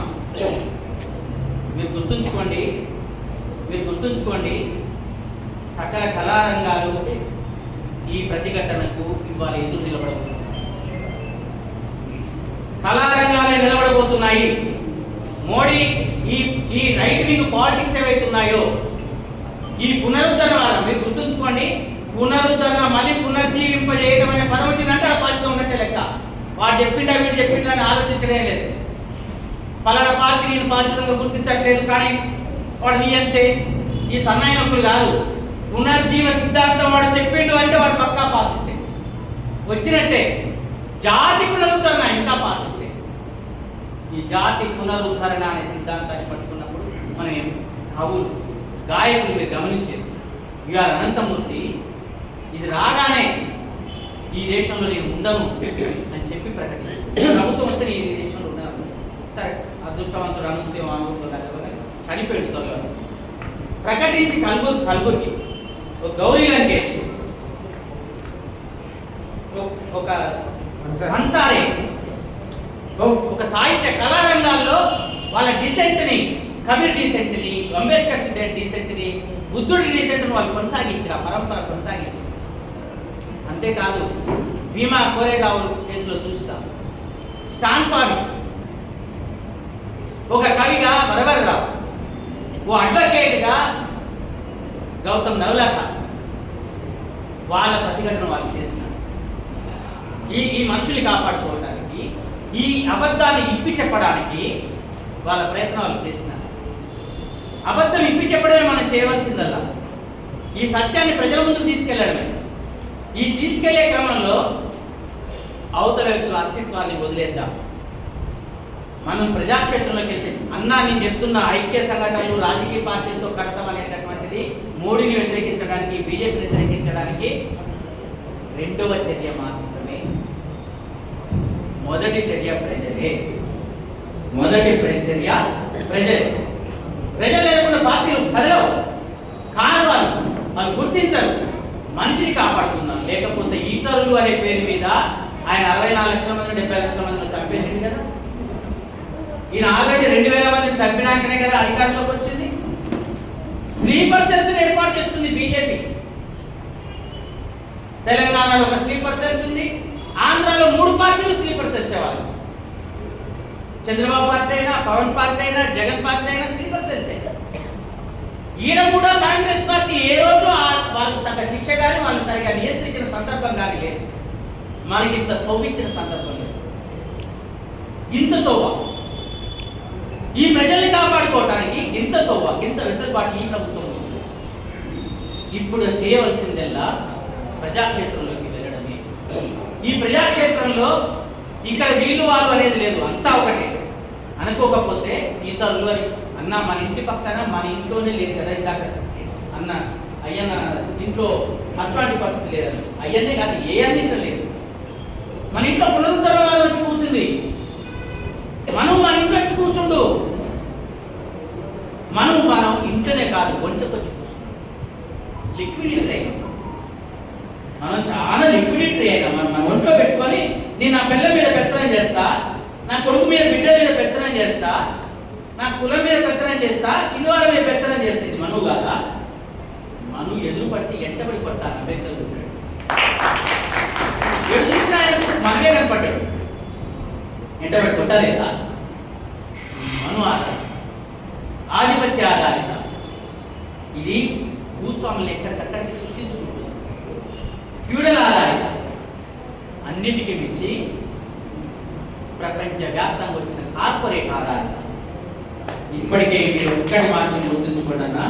ఈ ఒక్కటి చెప్పి ఒకటే విషయం, చాలా కిర్క్ ఏం జరిగిందో మీరు గమనించండి. అమెరికాలో నాజిజాన్ని పునరుద్ధరించేందుకు ట్రంప్ కోసం గెలవడం కోసం ఎంత చేస్తున్నామో అది జరిగిన గంటలో 2 గంటల్లో ప్రజలు ఆయనకు మద్దతుగా ఎందుకంటే ఏ రోజైనా వాడు మహిళను గుర్తించిండా? మను లెక్కనే మాట్లాడాడు మహిళ పట్ల. చాలా కిర్క్. మహిళలు గర్వీకరించాలి. అనివార్యంగా ఎవరైనా అత్యాచారానికి గురై ఆడపిల్ల, మైనర్ ఏజీ ఆడపిల్ల అత్యాచారానికి గురైంది, ప్రెగ్నెన్సీ వచ్చింది, ఏం చేయాలి? ఎలా వద్దా? ఇద్దరు ఆడవాళ్ళు కలిసి ఉన్నారు, ఇద్దరు మగవాళ్ళు కలిసి ఉన్నారు, అది వాళ్ళ కొత్త ఆధునిక నాగరికత నేర్చుకున్నారు, వాళ్ళ స్వేచ్ఛలో వాళ్ళు అనుకుంటున్నారు, కుదరదని చెప్పాడు. ప్రెగ్నెన్సీ అట్ట తీయడానికి కూడా వీల్లేదని చెప్పిండు ఆయన. మహిళకు వ్యతిరేకంగా ఉన్న కిట్ చనిపోయాడు. ఇది చనిపోగానే సేమ్ యాత్ర అక్కడ జరిగిందండి. ఇంకొకటి లండన్లో రాబిన్సన్ నేతృత్వంలో 2 లక్షల మంది వస్తే వాళ్ళు చేసిన యాత్ర ఏదో తెలుసా? అంతకుముందే న్యూజిలాండ్, ఆ తర్వాత ఆస్ట్రేలియా. 2 లక్షల మంది రోడ్ల మీదకి వచ్చి చేసిన నినాదం తెలుసా? India go back, Indians go back. ఈ 11 ఏళ్ల కాలంలో భారతదేశ చరిత్ర, లెగసీ ఏ దేశం నుంచి ఎల్లగొట్టుకోబడ్డదా? ఎక్కడన్నా చూసినామా? భారతీయ హృదయంలోకి ఏం జరగబడ్డది? ఇందాక పిశాచి అంటారు, మీరే అన్నట్టు ఈ హృదయం లేదు, పిశాచి జరగబడ్డది. ఏంటంటే కులం అనే పిశాచి. అమెరికా మీదలో కూడా కులమే ప్రకటిస్తుంది. లండన్ నాగరిక నగరం, లండన్ మీద కులం ప్రకటిస్తుంది. లండన్లో లండన్గా ఉండాలి, ఇంగ్లీషియన్గా ఉండాలి కదా, రోమ్లో రోమన్గా ఉండాలన్నావు కదా, భారత్లో భారత్గా ఉండాలని నువ్వు అన్నావే, మరి ఉండాలి కదా. అక్కడికి పోయి సాఫ్ట్వేర్ ఇంజనీర్, డాక్టర్లు, సైంటిస్టులు రోడ్ల మీద కూర్చోవస్తారు. Nuisance. రెండోది, సినిమా థియేటర్లకు పోయి బాలకృష్ణ సినిమా, చిరంజీవి సినిమా, పవన్ కళ్యాణ్ సినిమాలకు పోయి ఇక్కడి నుంచి పోయిన వాళ్ళు అందరూ ఉద్యోగస్తులే, అందరూ ఇక్కడ ఫ్యూడల్ కులాల నుంచి పోయిన వాళ్ళే, ధనవంతులే. పాలు పోస్తారు, కేకలేస్తారు, కాగితాలు చేసి చేస్తారు. ఇస్ ఇట్ న్యూసెన్స్ కాదా? చివరికి రోడ్ల మీద బరాత్ చేస్తారు. ఇది నేను చెప్పలే, ఆదాని ఛానల్ 12 నిమిషాల వీడియో రిలీజ్ చేసింది. ఆ 12 నిమిషాల వీడియోలో స్పష్టంగా వీళ్ళు ఎట్లా అక్కడ ఎట్లా చేస్తున్నారని చెప్పండి. ఆదాని ఇండియా ఛానల్లో ఆ న్యూస్ విడుదల చేయడం అనేది ఇండియన్ కదా, ఆదాని ఇండియన్ కార్పొరేట్ కదా, దేశభక్తి పరుడు కదా. చుట్టూ ఉన్న ఏ దేశము భారతదేశానికి ఇవ్వాలి లేదు. భారతదేశం చుట్టూ ఉన్న ఏ దేశం భారతదేశంతో సఖ్యత లేదు, అయిపోయింది. రెండో చూద్దాం, భారతీయులు విదేశాల్లో ఎట్లున్నారంటే ఇట్లా చేస్తున్నారు. అంతేకాదు, రోడ్ల మీద మన కామన్ సెన్స్ ఎక్కడి దాకా పోయిందంటే నాగిని డ్యాన్స్ చేసేదాకా పోయింది. బరాత్ పెట్టి నాగిని డ్యాన్స్ చేసి రోడ్ల మీద కొడుతుంది. వీళ్ళు ఇట్లా చేస్తుంటే ఆ కులం రొంపు, ఆ మతం రొంపు, ఆ పూజా విధానం, అవన్నీ ఆడ ఎట్లా పోయి ఉంటాయి మీరు ఒకసారి గమనించండి. ఇది 10-11 ఏళ్లలో కాషాయానికి, ధర్మానికి, హిందూ మతానికి, భారతదేశానికి ఎవడైనా చెడ్డ పేరు తెచ్చిందా అంటే పాలకులు మాత్రమే, ఆధిపత్య వర్గం మాత్రమే. ఇవాళ ఫైటింగ్ నిజంగా ఎవరు చేయాలి? మనమేనా? అసలు ఇలా ఒక నినాదం వచ్చింది, save capitalism, save from capitalist corporates. క్యాపిటలిజాన్ని కాపాడుకోవాలి ఎవరి నుంచి? కార్పొరేట్ నుంచి క్యాపిటలిజం కాపాడుకోవాలని వాళ్ళు ఒప్పుకుంటున్నారు. ఇవాళ save Hinduism for Hindu rulers నుంచి అనుకొని నిదానం జరిగింది. హిందూ ముందుకు రావాలి, ఇలా సైన్స్ ముందుకు రావాలి. మొన్న ఒక ఆయన అయోధ్య గుడి కట్టేటప్పుడు వీళ్ళు శంకరాచార్యుల వారు మూడిని ఇరగదీశారు. పెద్ద ఆయన, మామూలు శంకరాచార్య కాదు. శంకరాచార్యులు స్థాపించిన పీఠాలు ఒక కీలక పీఠాధిపతి స్వయంగా నివేదిని లెక్కేందని అడిగింది. మొదలైన గుర్తుంచుకోండి, ఒక ఆశ మండలి నడుస్తుంది. ఆత్మహత్య చేసుకుని పాకిస్తాన్ నమ్మిన వాళ్ళు హిట్లర్, హిమ్లర్, గోరింగ్, అసలు ఎంత ఘోరమైన ఆత్మహత్యలకు పాల్పడదో మీకు తెలుసు కదా. మతాన్ని ఆశ్రయించుకున్నప్పుడు, కాల్పాడికతను ఆశ్రయించుకున్నప్పుడు ఇదే మరి చెప్పలేదా వాళ్ళకి ఆ రాసులు? చెప్పలేదా నోస్తద్దాములు? చెప్పలేదా ఈ మంత్రతంత్రాలు? అవి ఏం కాపాడలేక ఆత్మహత్య చేసుకున్నారు ప్రజాతంత్రాలు. కానీ ఇది ఇట్లే ఉంటుందా ఈ చీకటి? ఈ దేశంలో 11 ఏళ్ళు కలుపుకున్న ఈ చీకటి ఇట్లే ఉంటుందా? సూర్యోదయం రాదా? వచ్చినప్పుడు కల్లా మనం మేల్కొని ఉన్నామా? 8ంటికి లేద్దామా? 9ంటికి లేద్దామా? సూర్యోదయం వస్తుంది. కానీ మనం సూర్యోదయానికి ముందే లేచి జాగరూకతతో నిలవడం. ఇలా ప్రతి చోట వైతాళికుల అవసరం మళ్ళీ ఉంది. వైతాళికుడు అంటే సమాజాన్ని నిద్రలేదు.